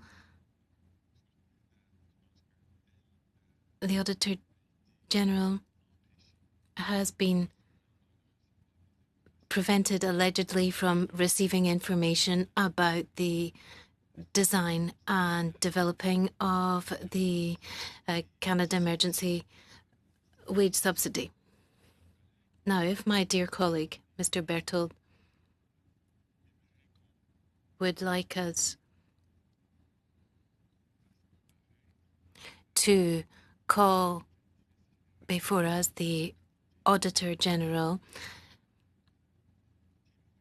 so that she could come before our committee and testify on that matter, then I believe that would be completely reasonable. But to make this type of assumption without even having the opportunity to put that question to the Auditor General, I don't think it's really desirable, nor does it perhaps totally reflect the intention of my colleague. But of course, I'd like to give him the opportunity to, I hope, be able to address that matter and respond on that question of mine. So, Madam Chair, as you know, and as I also know, and as all the members know, the Auditor General has authority that is entrenched within the Public Administration Act of Canada, and this act has jurisdiction to allow her to obtain any data she needs to carry out this type of audit. Moreover, if Mr. Berthold has certain concerns about the efficacy or effectiveness of the Canada Emergency Wage Subsidy, then I believe that the appropriate forum to raise these concerns would not actually be in this committee here, because here we assess the implementation of programs, but rather it should be raised at the Finance Committee if he has concerns, where there they can then debate the policy and the governance related to these matters. And up until now, perhaps my memory is failing me, but I don't think that Mr. Berthold nor his colleagues up until now have raised concerns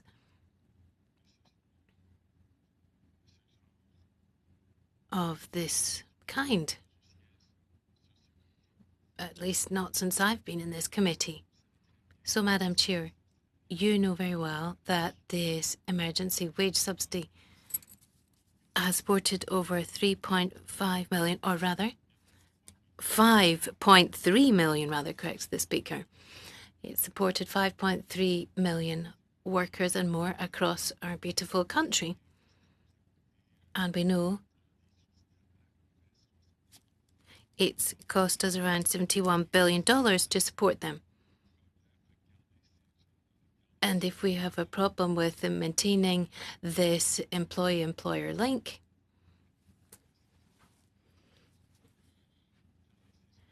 so to ensure that these people remain on the payroll of these companies throughout Canada,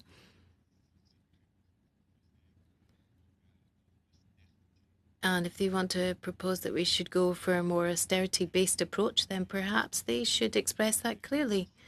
But once again, the best place to make that type of comment is not necessarily in our committee, but rather in the Finance Committee.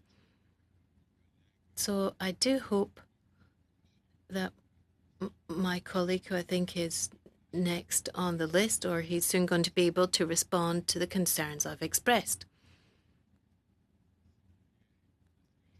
And I hope that he can answer these questions. I'm all ears to better grasp his point of view on this. Thank you, Madam Chair. Thank you very much, Mr. Fergus. Mr. Blois.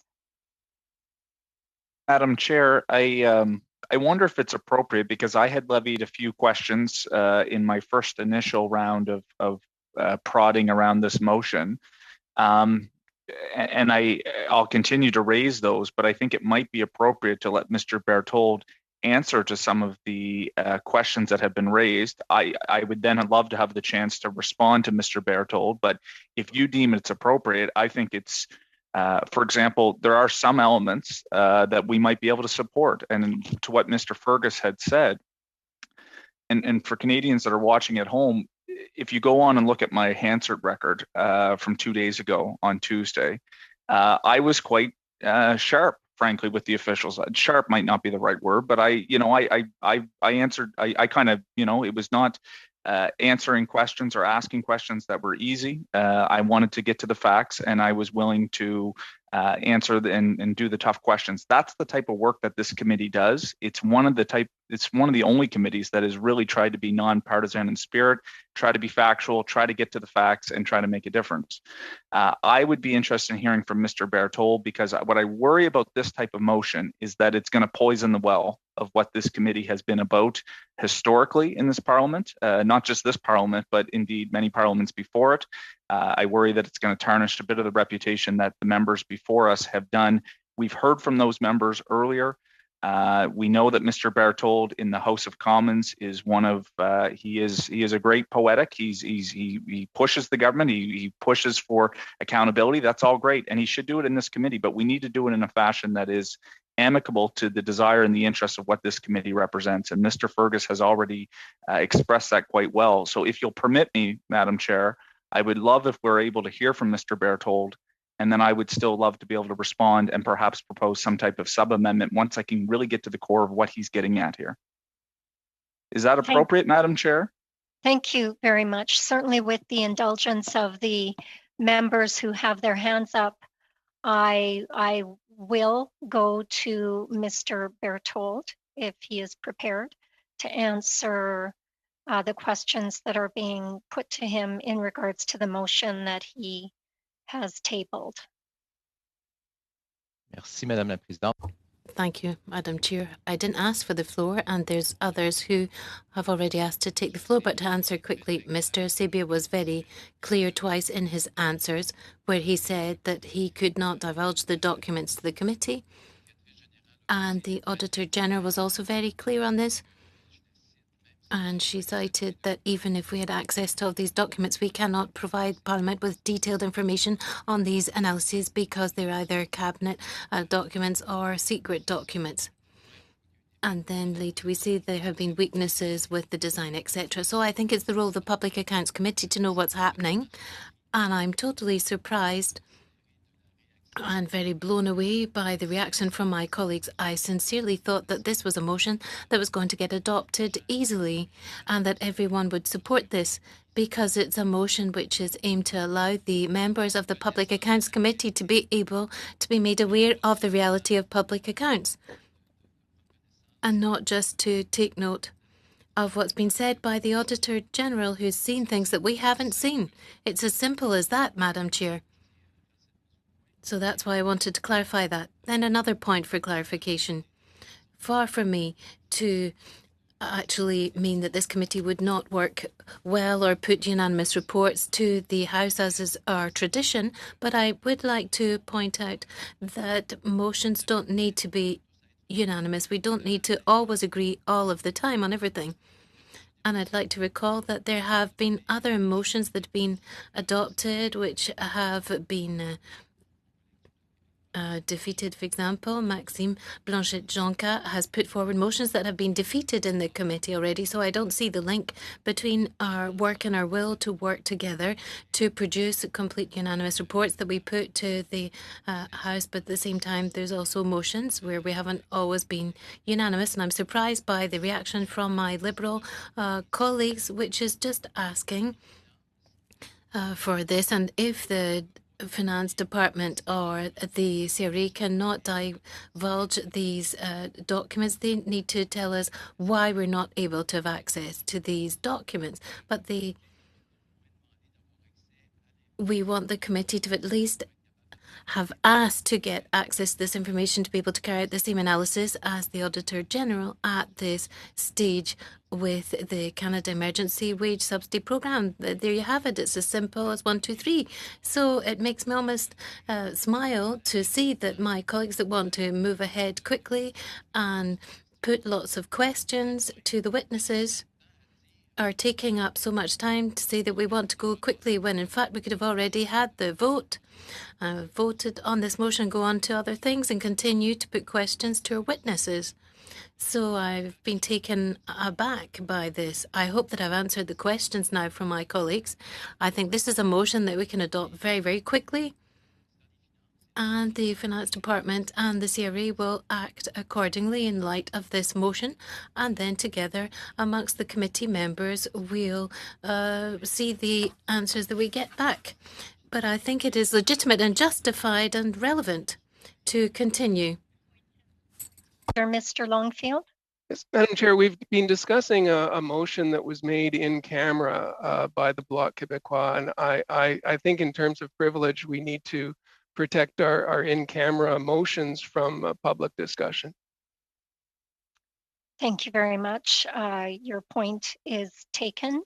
I don't believe I heard the substance of the motions being discussed, but your point is taken. Thank Yeah, you. Monsieur Longfield, Mr. Longfield, you're quite right, and I do apologise for that.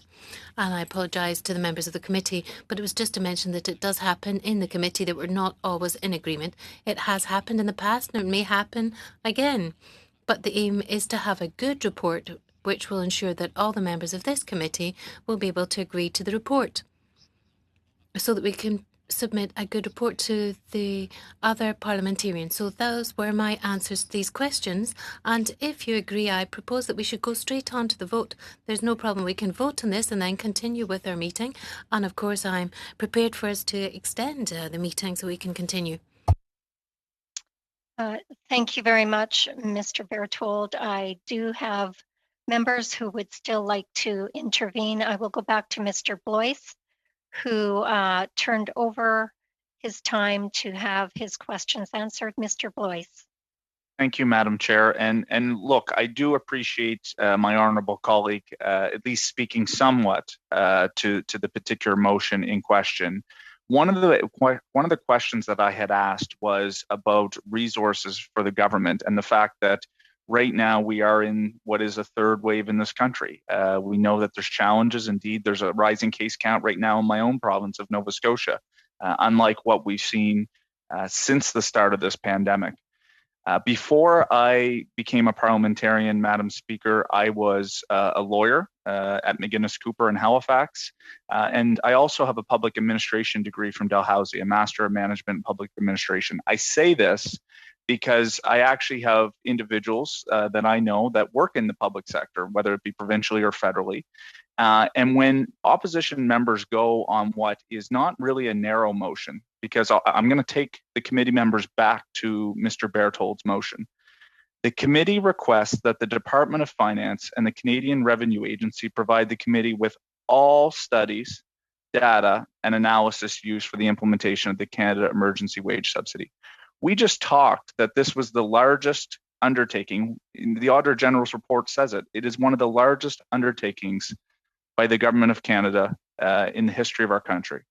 And Mr. Berthold's motion makes no mention of what exactly it is that he needs from these particular reports and studies and analysis that is what he's trying to ask for.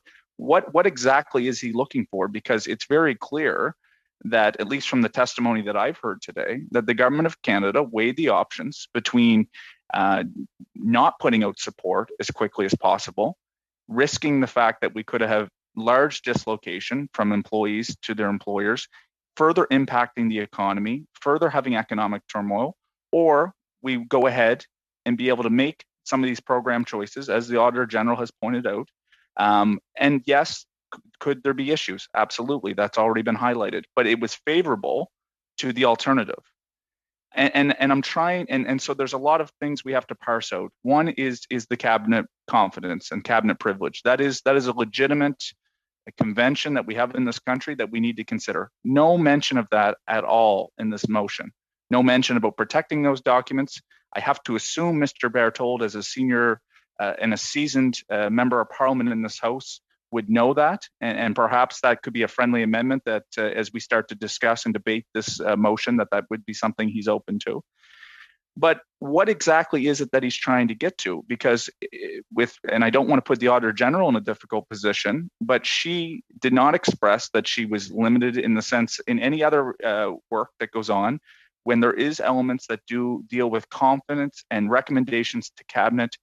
Those are documents that are not able, for everyday parliamentarians to necessarily see. And so perhaps at some point, we're going to have to ask the Auditor General, might not be today, to come back to this committee and testify whether or not she was unduly limited, especially given the fact of what Mr. Fergus had said in terms of his testimony about that there is powers under legislation for that information to be retrieved and found by the Auditor General. But this is so large, it is so vast, and going back to the point about some of my friends that I went to school with that go and work in these public sector places, weeks on end, Madam Chair, to go get the information, scan it, create the books. I mean, we've seen this with Health Committee. We've seen this with other committees. It is so large, and it's not really focused on what the actual objective is. And it's not clear to me from Mr. Berthold's testimony about what exactly it is he needs. And so I would be amenable to a motion that this committee could pass that tries to get that further information that this committee deems important. But not all studies, not everything, not this huge wide net, this fishing expedition that we've seen in other committees that's going to poison the well of public accounts.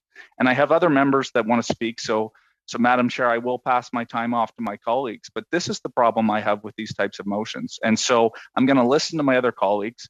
And I think I'm going to take a look at the text of the motion. I think I'll probably be coming with some type of amendment. So I hope that you'll watch for my hand before we would even ever consider going to vote, because I think I'll have an amendment to propose. Thank you. Thank you very much, Mr. Blois. Colleagues, before I go on to our list of speakers, it is 1 o'clock. I will invite our witnesses to take their leave of our meeting. I will also ask the clerk to determine whether or not we can have technical support for the next 15 minutes. But we are in a situation where we may need to adjourn by 1:15 if we do not have technical support. So we will also have to obviously vote on this motion. So I note that our witnesses taking their leave? You are certainly free to do so.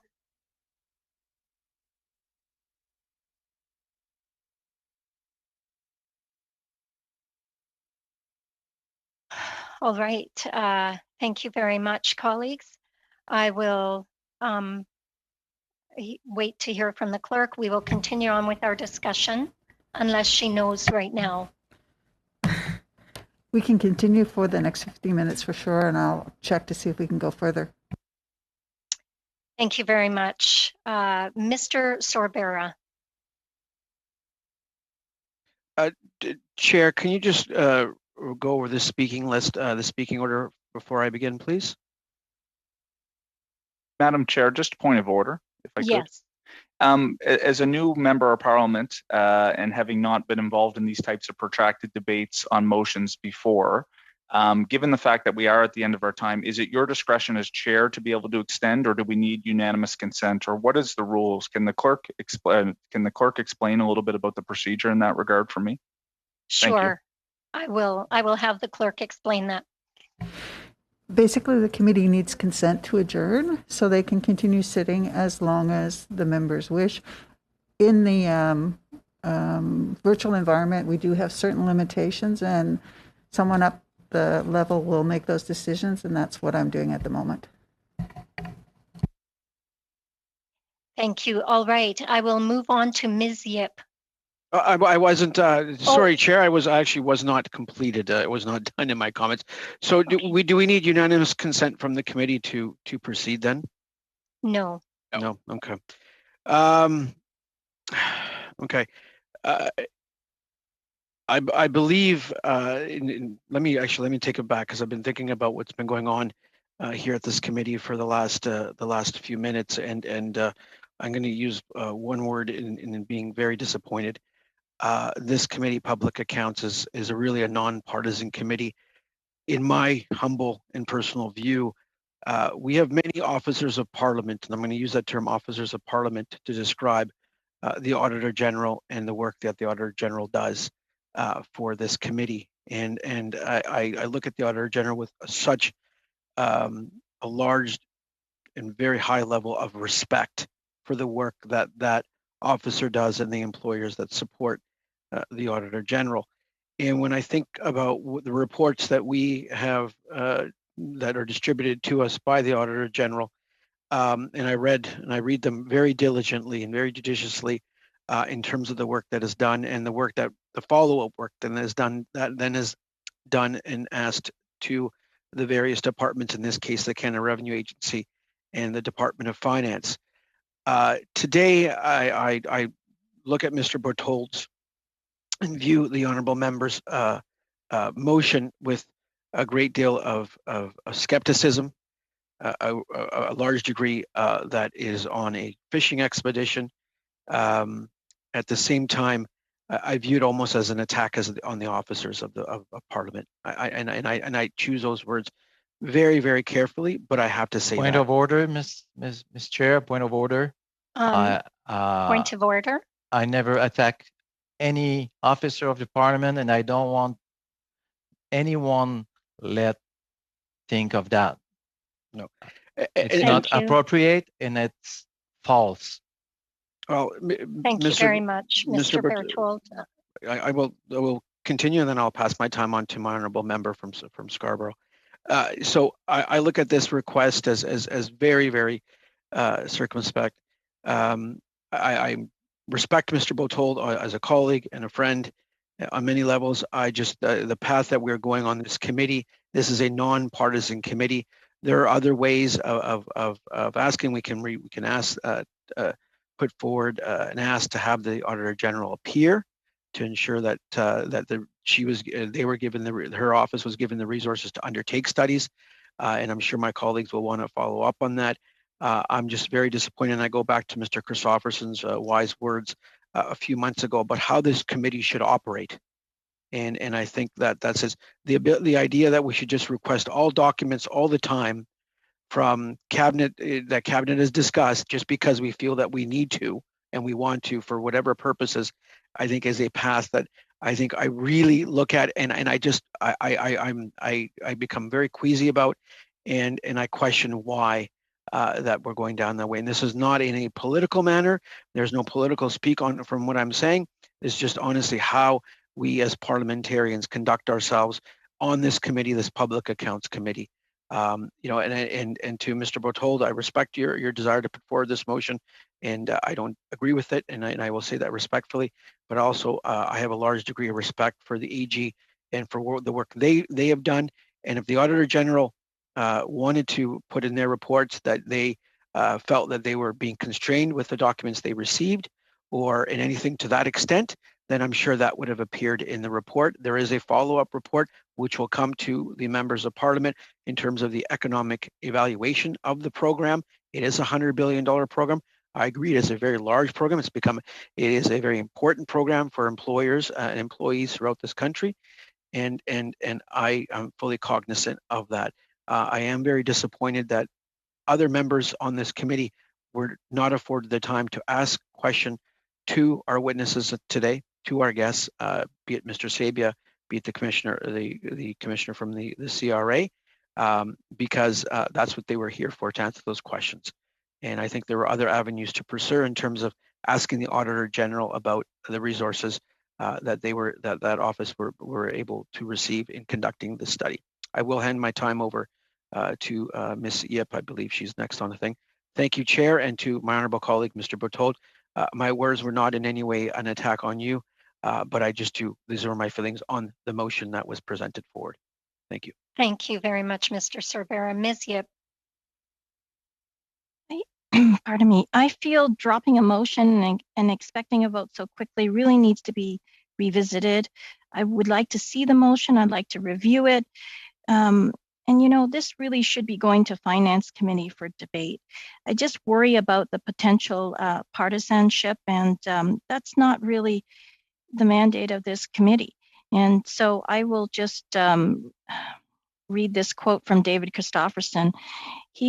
He really felt strongly about our role on public accounts.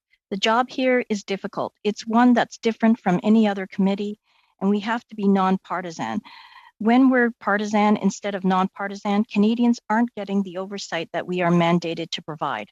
So I cannot support this motion at this point. Thank you. Thank you very much, Ms. Yip. I believe we now go to Mr. Fergus.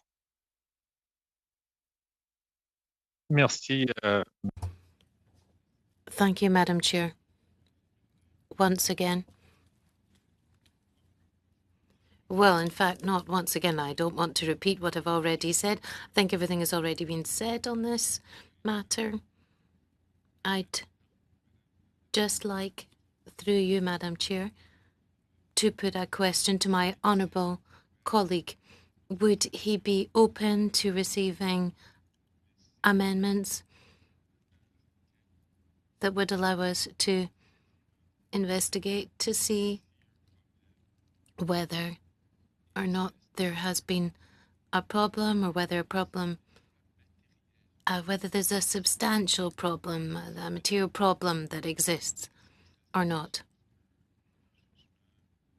Namely, does the Auditor General believe that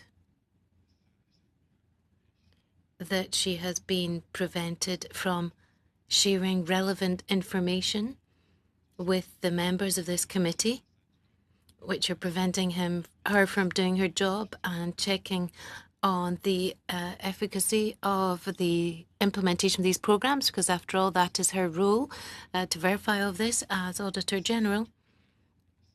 And if she's open to that, then I hope we can find a way to do that in the minutes that remain. I hope we can come up with a way of being able to plug these gaps, so to speak, and continue to do our work. And in particular, to continue to do our work with this collegial spirit, which has been the case under your guidance for the last 6 months, Madam Chair. So if that's possible, Madam Chair, I know that it's an unusual request, but I'd just like to know whether Mr. Berthold would be open to that, because if he's open to that, then I think there's a way of finding our way back to unanimity around our table. Thank you very much, Mr. Fergus. Do you have an amendment that you would like to propose to this motion for consideration, and whether or not we could make a determination that it is considered a friendly amendment? Oui. Yes, I have one, Madam Chair.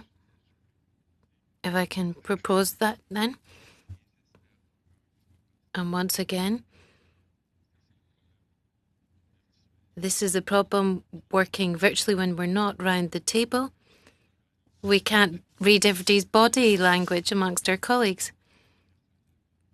But I'll try and read out the amendment, so that the committee request the Auditor General to testify once again on her report on the Canada Emergency Wage Subsidy before the 6th of May 2021, and to give detail on the elements of the documents that her office has examined. And after that, the committee will examine the main motion from Mr. Berthold. And that the committee request that the Department of Finance and the Canada Revenue Agency provide the committee with all the studies, data and analysis used for the implementation of the Canada Emergency Wage Subsidy. Would you like me to circulate that amendment, Madam Chair? Would you like me to send that to the clerk? Yes, I'll do that right away. Thank you. Perhaps yes, Mr. Blythe? Sorry, Madam Chair, it's just relevant and timely, just in relation to Mr. Fergus's amendment that he so just moved. He mentioned, of course, the committee requests that the Department of Finance and Canada Revenue Agency provide the committee with all studies, data, and analysis used for the implementation of the Canada Emergency Wage Subsidy. He was just referencing the text of Mr. Berthold's earlier motion, correct? Excusez-moi. Absolument, ça c'est. Yes, absolutely. That's absolutely correct. So if you want to see the amendment, I'll just send the amendment part.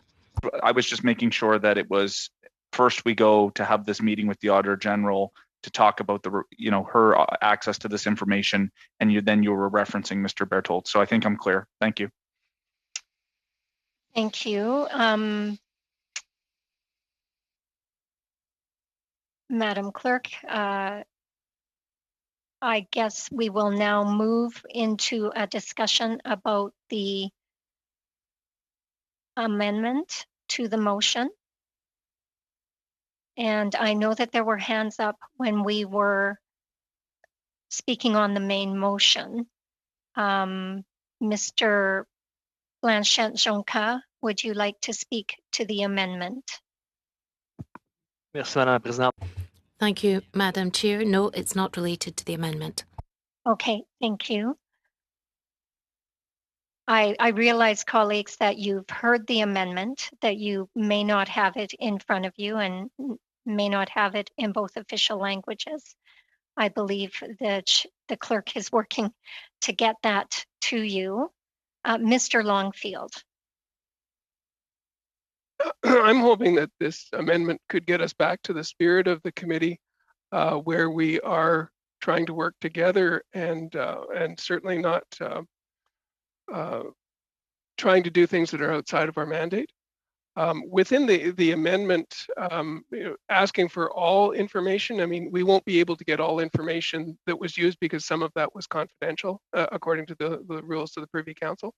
But I think within the terms of we are able to, in fact, I think that was the answer we were given by Mr. Sabio, is that he will share any information that he is available, or that is available to be shared. And I think that was the spirit of the testimony we were also receiving from the Auditor General, that she did do a review on all information and then prepared her audit based on the information that she had received. So I think this is a good motion to put forward just to try and get ourselves back on track as a committee. But I also think that while we were operating as a nonpartisan committee, we were getting the information forward that was going to be available to us according to the rules of the Privy Council. This would just reinforce that, so I would support the amendment. Thank you very much. Mr. Lawrence. Thank you. Thank you very much. I was quite frankly a little taken aback and disappointed by my colleague comments with respect to this, and I think my colleagues are conflating and even misunderstanding the definition of partisanship. In fact, our job as this committee, our sole driving force, and whether it be Mr. Sorensen or Mr. Christofferson or Madame Bloch, it's our entire team's job to get to the truth here. We are being obfuscated from getting to that truth. And it has to be said, it is just, it's intellectually dishonest to calling out partisanship while you're filibustering. So why would we not just have a vote, get to the answers we need to have, and we get this matter on? It's our job as a committee. We are a nonpartisan committee. We're not here to protect the government. We're here to get to the truth. Thank you very much. Mr. Blois, your hand is up. Yes, it is. Thank you, Madam Chair. So let me first speak to the amendment that Mr. Fergus has moved, and then perhaps I can address some of Mr. Lawrence's comments and go back to some of the concerns that I have just with Mr. Berthold's motion. But let me start by saying what I like about Mr. Fergus's amendment is that this committee works in lockstep with the Auditor General. You know, we study the reports of the Auditor General. We have her and her team come in that holds government to account, and we have an integral relationship with that office, and it's important. I didn't get the sense from the Auditor General that she was obstructed in any way in terms of her work in being able to provide a report. We have to also remember that the Department of Finance, as part of its recommendations or its agreement to the Auditor General's report, has agreed to do a complete and full analysis of this type of program. So that's important. So when I look at Mr. Fergus's motion, or amendment, I should say, I think first it's important that we bring Ms. Hogan before this committee and we're able to ask her the questions about whether or not she was satisfied with the information that she was able to receive. She works with government all the time as it relates to being able to get information that is both cabinet sensitive and others that are not. And as opposed to going on Mr. Berthold's motion, which is let's create the net as wide and far as we can Let's try to go get every document under the sun that relates to one of the largest programs in Canadian history, a $100 billion program. Let's take the time of our civil servants that are literally going to have to spend weeks on end going to find this information as opposed to delivering for Canadians. Let's instead ask the Auditor General to come and ask her what information she feels, if any, that she felt that she wasn't able to access that would be important for us as parliamentarians to scrutinize the government. That is something I can support. It also gives us time in the interim to look at Mr. Berthold's motion and to see if we can find a way to actually make it a little bit narrow, taking into mind that really the first job of government is to provide for citizens. It's to be able to, we're in the middle of a pandemic. These individuals are going to have to literally spend time on time to go try to get every document under the sun. My question back to Mr. Lawrence would be this: what truth haven't you been able to find? You know, it can, and maybe we can get those on record in terms of specific questions, because look, there has been issues where you've asked for information and we were able to go get it as a committee. We were able to be specific. Like, you know, you asked the question around the price on pollution. We were able to go get that information. I think it was important, and I stand with you on that. But this idea that we're going to go get all the documents, all the analysis, all the around one of the largest programs in Canadian history, I mean, what's the paper trail on that? Massive. It's unreasonable. And frankly, it is nothing short, with all due respect to Mr. Berthold, because perhaps it's not his intention. But the motion of the text reads as just simply an obstruction to government. You know, it's just, and I just want him to understand the amount of work and pressure. And frankly, I don't want to say wasted time, because yes, we want to hold government account. We want to get information. But when you cast your net as wide as the ocean, boy, that is a lot of wasted time in terms of the stuff that has to go on. So let's narrow this in. What is the truth that you're not happy about? What is the truth? What is the information that you need? We've had the information in terms of what this has meant for Canadians, what this has meant for individual employees and businesses. What information don't you have that is so crucial? And I would ask that not just to my Conservative colleagues, but indeed all members. So I support this type of amendment. Let's bring Ms. Hogan in. Let's ask her. We're not really in a good place to know what information was or wasn't available. So let's ask Ms. Hogan. Then we can maybe get something a little bit more narrow. Then maybe we can put and table a motion unanimously in the spirit of how this committee is supposed to function to actually get the information that's needed. And you know, hopefully you can sense my passion through this, because this is the kind of stuff, again, I'm very fortunate to sit on agriculture and public accounts. I've had very good experience in terms of us being able to work collaboratively. I understand that it's the job of Her Majesty's loyal opposition to hold government to account. I understand, Mr. Lawrence, that you want and have an obligation to your citizens to get the answers from government. But you have to be a little bit more narrow about what exactly you feel government isn't providing. And is it something from Mr. Sabia? Is it certain information? Is it what do you want to actually have? And let's make sure that we have to work within the confines of what is cabinet privilege, which is a historical tradition spanning, you know, since the start of Confederation of this country. Thank you very much, Mr. Blois. Colleagues, I will just give you an update. I have been informed by our clerk, who has worked very diligently, that we can meet until 2 p.m. After that, it will become problematic. Obviously, question period will be starting at that time as well. Colleagues, we have the amended motion, which has, I believe, been circulated to all of you via email. I could read it out, or perhaps I could have the clerk read it out to you, and then continue on with the interventions that look like folks want to make. So, Madam Clerk, could you just read out that amendment or the amended motion? Yes, just one moment.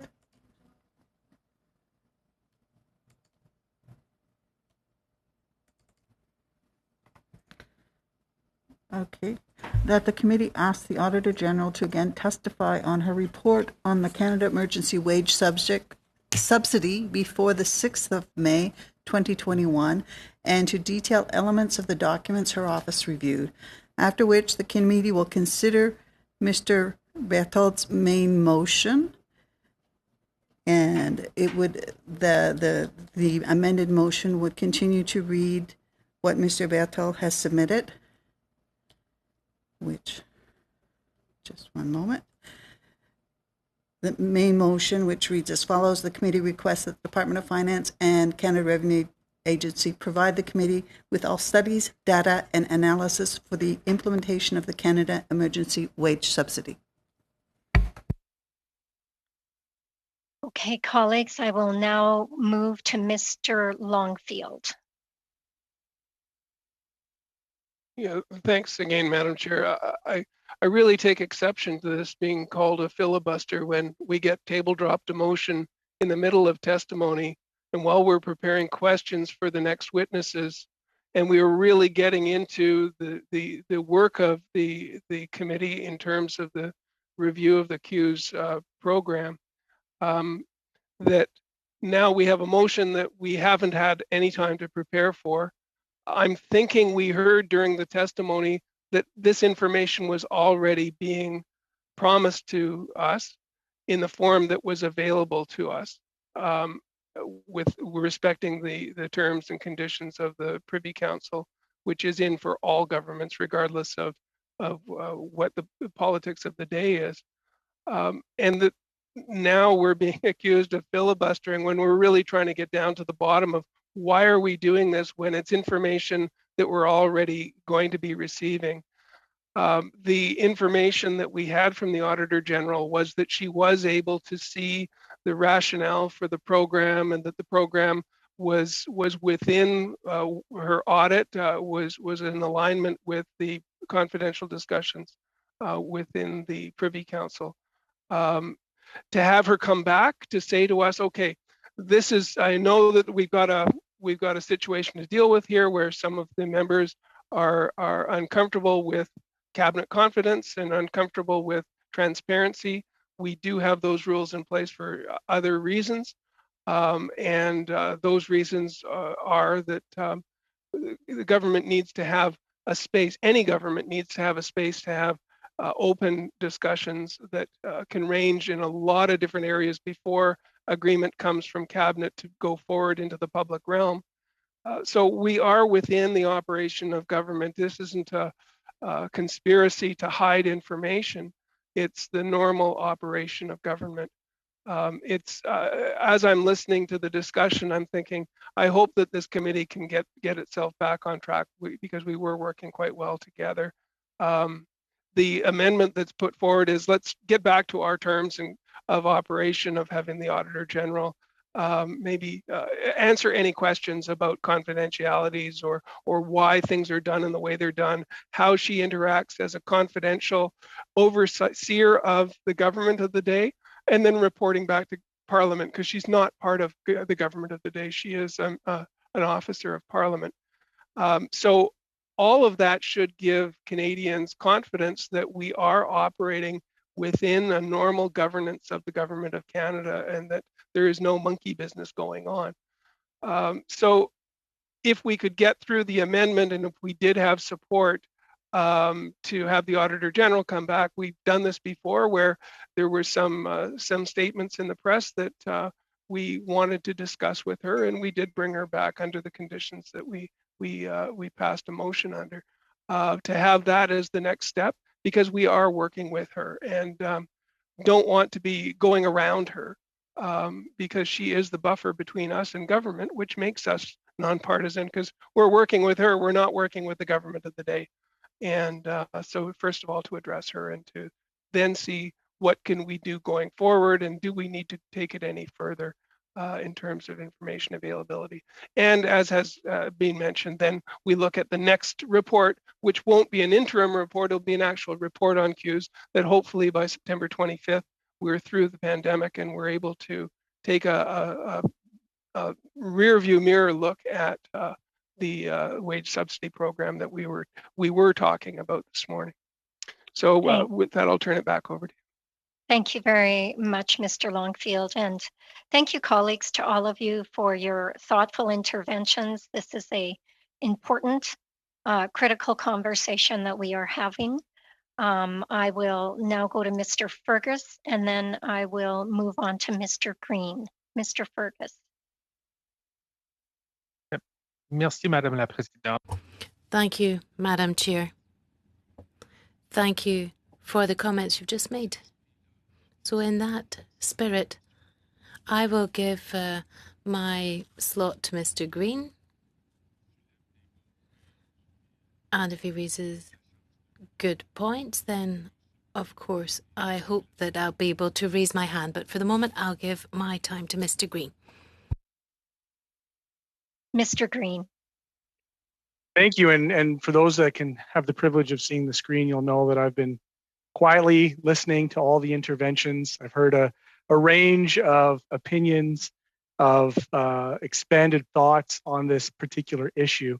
I'll note that the reason why I intervened earlier on a point of order that called into question the delay of this vote was particularly because of the way in which I've experienced the COVID technologies as being a hard stop on the democratic processes of our committee. And I've had the opportunity to sit through a couple of pretty significant filibusters, some with you and others without. And so look, at the end of the day, I think people heard in my interventions the frustration about not having basic analysis presented to committee in order to have a generative discussion on the benefits and the failures of the programs. So much so that it's my opinion that this particular government is taking this notion of cabinet confidentiality, and it's not just on this committee. I'll share with you in Ogo, I've had this protracted conversation for about a year and a half, in which all information is presented to cabinet and automatically disappears into the ether. It is not about protecting, the national interests or security secrets of the state. It has been an absolute black hole for transparency and accountability, so much so that even when I've done my own order papers, motions at other committees, what I receive back are pages and pages and pages of redacted information that I believe in a nonpartisan way should be made available, certainly to parliamentarians, but most definitely to Canadians. And I have to say, I sit bemused in the way in which my colleagues have invoked the name of my predecessor, David Christopherson, who I could assure you would be lighting his hair on fire if he was in a situation where he was expected to vote and make a decision on a public accounts report, on an audit report, without having access to basic answers to his questions under this procedural guise of cabinet confidentiality. Look, if every single piece of government information is to be deemed cabinet confidential, then we might as well just, pack up and let bureaucrats make reports directly to the general public and kind of rubber stamp whatever comes our way. There is a significant and material non-disclosure by this government during this process that has provided them with very unique powers to spend and to create programs. And I acknowledge, that we're probably not going to get to this vote by virtue of process, which is why I have no problems expressing myself in the fullness in which I'm expressing it. Because again, we're limited by these technologies. In the good old days, I'm sure my predecessor, David Christopherson, would have advised me to get a good seat. I have one, to get maybe a good pillow for your back support on a good filibuster, because he could filibuster with the best of them. And we would have just dug in and we would have been here maybe till 8 or 9 tonight. Alas, that's not going to happen. It's likely that we're going to pick up on this debate later. But I'll share with members of this Public Accounts Committee, I have no intention of creating some kind of mythology around cooperation absent of access to basic material information. That I take the responsibility of this committee serious to make informed decisions on what's being presented by us through staff that will require disclosure of material information. Like, that's what I believe to be the mandate of this. And I'll share with you, it is very rare in political spaces, by the way, in this talk of nonpartisan, partisan, where you could get a new Democrat from Hamilton, a Bloc Québécois and a Conservative to all agree on something.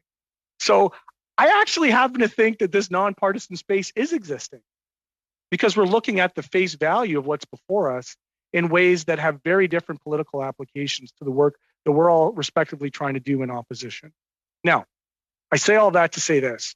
I would love to see a time when this government does become open by default.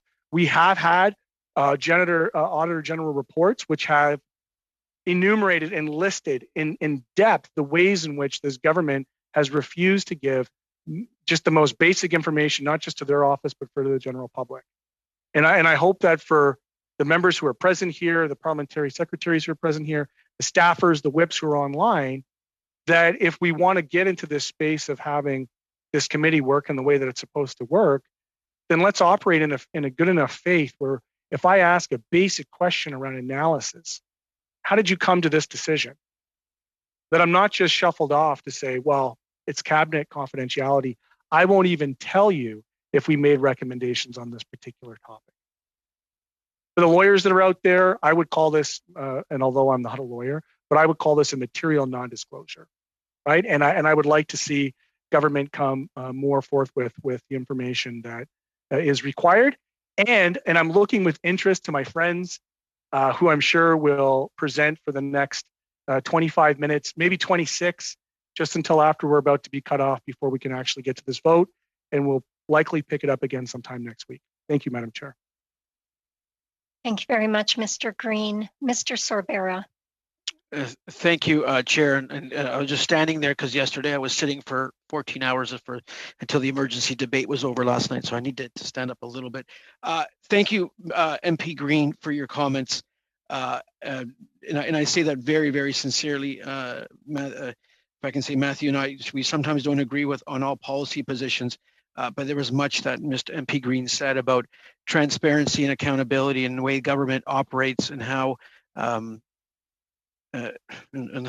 you hear me, Chair? I can hear you. Sorry. Yeah. I thought something happened there. And how government operates and how it should be accountable to what I call taxpayers. And these are the hardworking Canadian citizens, and this is independent of political stripe. But I did want to go back again to the original Mr. MP Berthold's motion, now obviously an amended motion, about I have the privilege of not only representing my residents here of Vaughan Woodbridge, but also have the privilege of being appointed by the Prime Minister to be the Parliamentary Secretary to the Minister of National Revenue. And I see that the CRA, the Commissioner was here, some of the Vice Commissioners were here today to answer questions that we had.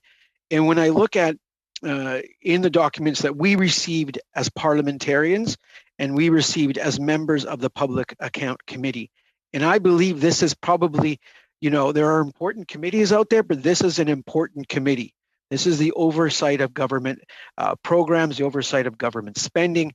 And I see the Canada Revenue Agency detailed action plan that was put together in cooperation and in conjunction with the Auditor General. So the Auditor General went to the CRA. The officials obviously went over the program, the accused program, disclosed the implementation, the execution of. The Auditor General highlighted certain strengths of the program in terms of the CRA's responsibilities, and also recommended many recommendations for further improvement. The unique identifier that was documented within the study. CRA disclosed that working with ESDC, that they're working on a unique identifier, a sort of sign-in portal about why or the social insurance number was used and not used.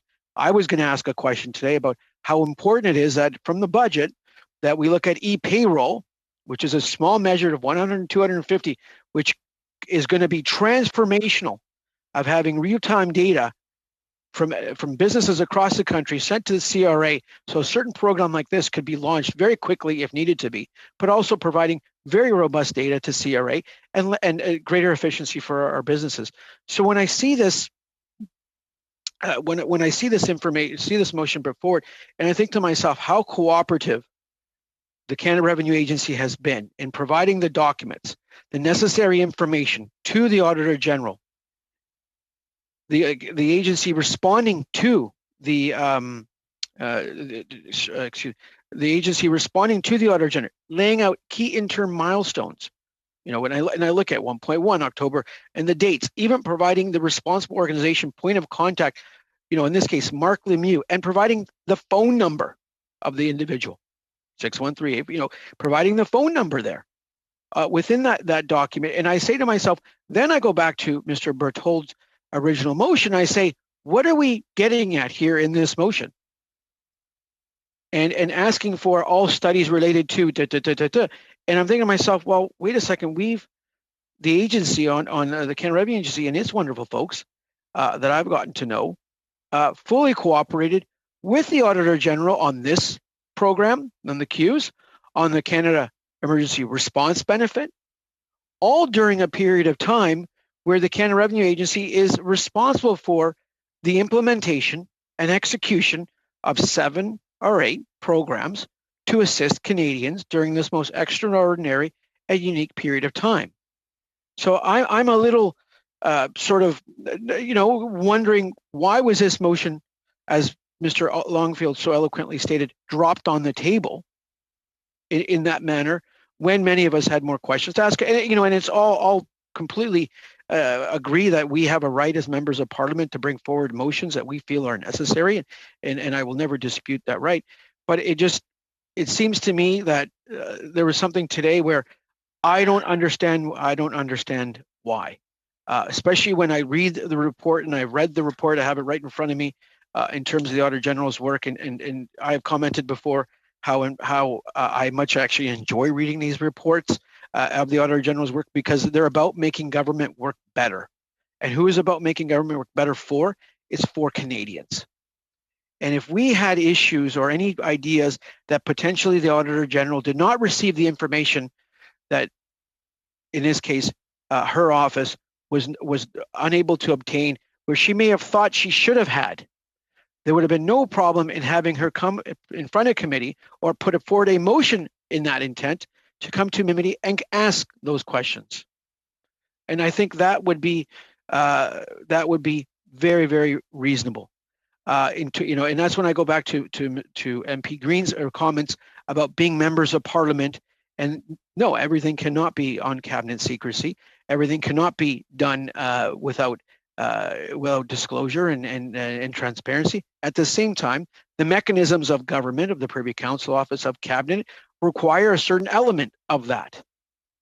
And we all know that, and we understand that currently as a government, and in prior governments understand that as well. And I'm sure the chair, who has been a very wise and long-time member of Parliament when her government was in power, there was cabinet secrecy that existed. The Privy Council existed. The Auditor General did their work. And I think that's where I go back to. And I keep going back to this non-partisan nature of this committee that I'm very much enjoying. I actually enjoy reading these public account books and going through line by line items on the financials and understanding how the government of Canada works. This is the linkages of it. This is like the Encyclopedia Britannicas when we were kids that we would have instead of the internet, if I can date myself there. So it's very important for me to point out that as the Parliamentary Secretary to the National Revenue Minister, that the Canada Revenue Agency has worked very well with the Auditor General. The Commissioner has appeared several times now. The AVPs if I'm getting their titles correctly, have also appeared several times, fully answered questions, identified strengths and also shortcomings in terms of how we can improve things for Canadians. And I think that's very important, Chair. At the same time, Chair, with regards to this amended motion, I hope we can continue debating it. At the same time, I hope we can reach the resolution where the committee can really restart the business that we are here to do, which is review these reports. And we must also remember, colleagues, with these reports, and I'm just going to hold it up because I do like the color purple here. With these reports, and there's some brevity in life, right? With these reports, we have to provide feedback on these reports through a draft report. And in those draft reports, we can make recommendations and alterations to what's been recommended. We have done that in other reports. We have worked on a committee, and sometimes, as they say, when if I can make this analogy, many people enjoy eating sausages, but not many people maybe enjoy making the sausages, right? And I actually like to do both. But sometimes when when the draft reports is given, I know I see MP Longfield smiling, and he knows exactly what I'm talking about because him and I have talked about that subject. So when we get this draft report back on the COVID-19 pandemic with regards to the Canada Emergency Wage Subsidy, in that we will be able to make, as committee members, recommendations or alterations to the recommendations that are in there that the analysts do and the fantastic job they do. So we should not, forget about that element, because it is so important as committee members. And again, I go back to MP Green's very wise words, because I actually agree with you, Matthew, and if I can call you by your first name, please.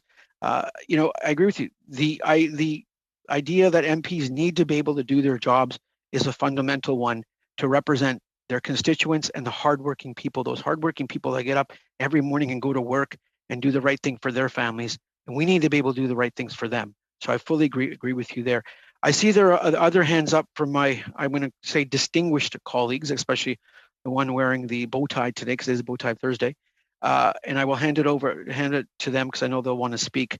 But again, I just wish to say on the CRA side, the cooperation that we've seen, despite their employees working from home, like many of us are doing, implementing, executing 7 programs, and now working on the new incentive program that's coming into place to get Canadians back to work.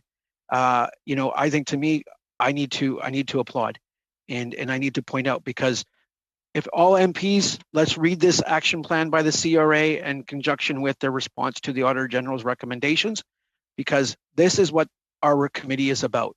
It's about tracking what's happening here to making sure that's fulfilled and we can offer better services. And I go back, Chair, and I'll finish in 30 seconds. What was in the budget on that measure, not to talk about the budget, but the measure for the e-payroll, because I think that's going to be transformational for many, many, many years to come, to get data between employers and the CRA. And I would have loved to ask the question, because that goes to the heart of one of the weaknesses pointed out, or one of the improvements that the Auditor General could be pointing out in questions she had with regards to this report. That's the work that we need to be doing. Those are the questions we need to be doing. And that's, if you can understand my disappointment from my original comments when I first read the original motion that was dropped on this committee today. So I'll pass it over to one of my colleagues, Chair, and thank you for your patience. And I know we're neighbors in Valor Building, and hopefully one day soon we'll be able to walk past each other to the elevator bank or go off to Parliament and attend question period or House duty. Thank you.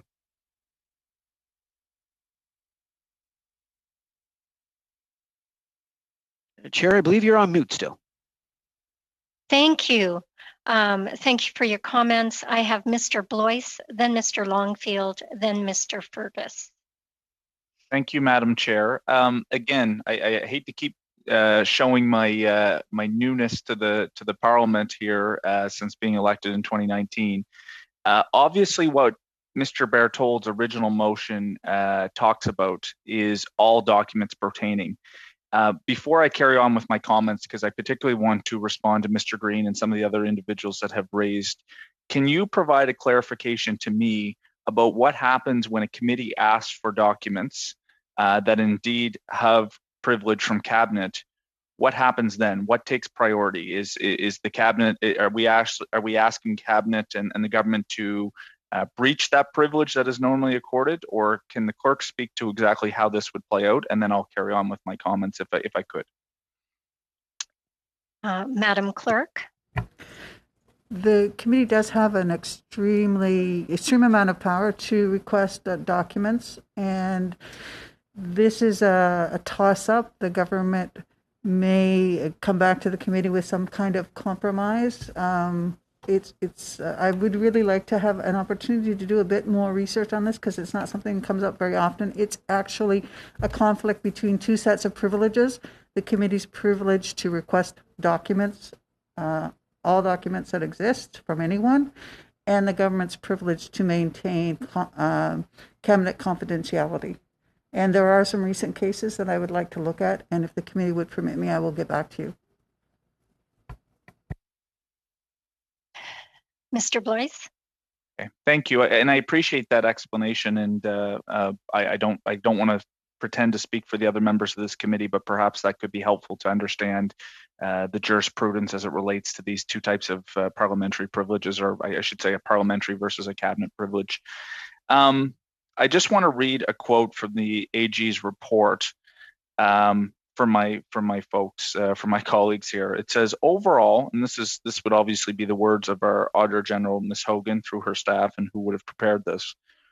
Overall, we found that despite facing a historic pandemic, the Department of Finance Canada and the Canada Revenue Agency worked within short timeframes to provide decision makers with information to assist them in developing the Canada Emergency Wage Subsidy and to implement the subsidy. Although the Department of Finance of Canada performed a partial analysis of the initial design of the subsidy program, it later provided a sound and complete analysis to inform adjustments to the subsidy. And so that's from the Auditor General's words herself. Again, I go back to the Auditor General, and it didn't appear to me that she was handcuffed in terms of her ability to provide an analysis. And this is where I'll go to Mr. Green's comments. I will call it as I saw it, which was some of the questions that were asked today, I think left some ability to be desired in terms of how they were responded to. Mr. Green, I thought you asked a fair question around compensation and stock dividends and things of that nature. I thought that there could have been an angle for our officials that were there to talk about, and I think you left that door open to say, I don't need to know the contents, I don't need to know the recommendation, I just need to know, was there some level of analysis done? And you didn't get that answer. And so that resonates with me. And I hear where you're coming from on this. Here where I'm coming from back, respectfully, is the motion that has been put forward by our honorable colleague, Mr. Berthold, is so wide in scope. It relates to all documents, all analysis, anything to do with the implementation. So that goes back all the way to March of last year. This is one of the largest programs. Think of the amount of documents that would be out there. Think about the work that our civil servants are going to have to spend poring over electronic resources. Look, I've heard it firsthand. This is weeks and months at end. And Mr. Green, you just talked about 1 in 5 businesses in your community of Hamilton Center that are frankly not reoffering for a permit with the city. That's concerning. I agree with that. But why do we want our civil servants to instead be pouring their time through such a wide and open scope motion, as opposed to trying to get the information that this committee actually needs? So it's not clear to me. I haven't heard from Mr. Blanchette. And to be fair, Mr. Green, you never really opined on whether or not you support the idea of bringing the Auditor General back to get some relevance about the areas in which we can actually go get some of that information. I know that you understand the idea of cabinet privilege. I know that you have expressed that you think this government has gone too far in using that as part of the committee work. I'm willing to work with you as a committee member to say, what are the areas in which we can actually focus instead of all documents? I mean, there's be hundreds, thousands, I have no idea, but it's a large scope. I think it's an overreach by this committee, frankly. And Mr. Green, you certainly in this committee and in this House, you have recognized the important role that public servants are playing to meet the needs of Canadians. I ask you, and I ask other members of this committee, let's actually find a way that we can get the information that you're seeking. Mr. Lawrence, you talked about the actual time it would have taken to be able to implement the amount of SIN numbers. You know, like what type of process would have this taken? I don't want to speak to whether or not that should be cabinet privilege or not, but those are legitimate questions. So let's narrow down some of the questions that the committee members had today. Let's bring the Auditor General in, focus on the contents of her report, see where there's angles where we weren't really satisfied as a committee with some of the answers that we got, and then work backwards in a collective and collaborative nature to be able to try to find a better worded motion that can actually get us to the information that we so desire and need, as you've expressed very articulately, Mr. Green and others. But this is it is truly a fishing expedition. It is, we want every document. It's an opposition that I think is opposition party who, of course, I agree with Mr. Lawrence. It is their job to oppose. It's Her Majesty's loyal opposition. But it should not be Her Majesty's loyal obstruction of government. And that's where we're coming from on this piece. It is an overreach. I ask members of this committee, approve this amendment so we can bring Ms. Hogan to hear from her. It is important to hear from her. I hear that not all the questions were answered to the benefit of what members wanted. Let's bring the Auditor General in. I'll be willing to sit there, listen to the Auditor General, ask the same questions, and come to a motion that is more narrow in scope, that is focused on getting the information that you want for your constituents and for Canadians, but is not just going to be a fishing expedition that's going to tie up potentially hundreds of civil servants and really just try to be out to I don't even know what the objective is. And you know, I haven't heard enough from my other colleagues about what questions that they actually want. Mr. Green, I agree with you. You want to know about, was CEO compensation and stock dividends considered in terms of the wage subsidy? Fair point. You know, and we don't want to get into the cabinet discussions and privileges, but it is fair question to ask whether or not it was part of an analysis. You didn't get that answer. Let's get it, but let's not try to go on some expedition that is going to do nothing to benefit the interests of this committee, the interests of parliamentarians, and indeed the interests of Canadians, to be fair, in my comments. I guess I'll leave it at that for now. And I guess I'd be interested in hearing from Mr. Blanchette about whether or not he thinks it's reasonable. I know he has great respect for Ms. Hogan. He asked many questions of her. He asked her a line of questioning today about this particular report, but what does he think about bringing her back and letting her explain what areas of analysis she thinks could have been helpful that we can go try to get to answer those questions? But I'll leave it at that for now, Madam Chair. Thank you. Thank you. Mr. Longfield. Yes, thank you. You cannot move a video while someone else has their hand raised. Oh, okay. I'll lower my hand. I've never seen that pop up before. I think as I consider where we've come today through all of these discussions, I wasn't surprised to see the question being raised by Mr. Green. In fact, when I was doing my prep work and reading the documents provided on the audit, and I saw the word secret used, I thought, okay, that's a flag. I know there will be questions on that. As I was thinking earlier, or mentioning earlier, that in other governments, in this committee, people will actually write questions and trade them with each other. I could have almost written the question that Mr. Green was going to ask on that because of his passion around open communications, open government, and open by default. So not a surprise to see the question coming. And I think that the Auditor General rightly said, well, you should ask Finance why the decision was made to keep some of that information within cabinet confidence, and that was asked as well. So I think we were asking the right questions. My problem this afternoon is that when we got this motion, we were still in the middle of testimony. I would like to review the answers that we got to say, did we get enough information promised to us that we could then review and do the further work of the committee when it comes to report stage? Or do we need to bring in the Auditor General again and say, you know, you choose your words carefully. The word secret was used. That's a word that put some flags up for many of us that would have read the report. And in fact, the questions came back in the committee, which is the work of the committee. So if Mr. Green hadn't asked the question, I was asking the question in my head about secret, and let's talk about why things aren't divulged and what's the process for divulging. So we've just had a lot of conversation around the table about that this afternoon.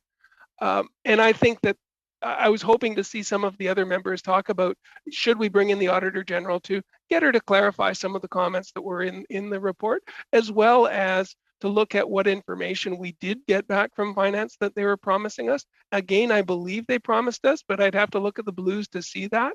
But I'm pretty sure we were going to get the information that we were requesting to the extent that we're able to by all of the laws that everybody is working under as the civil service and the public service.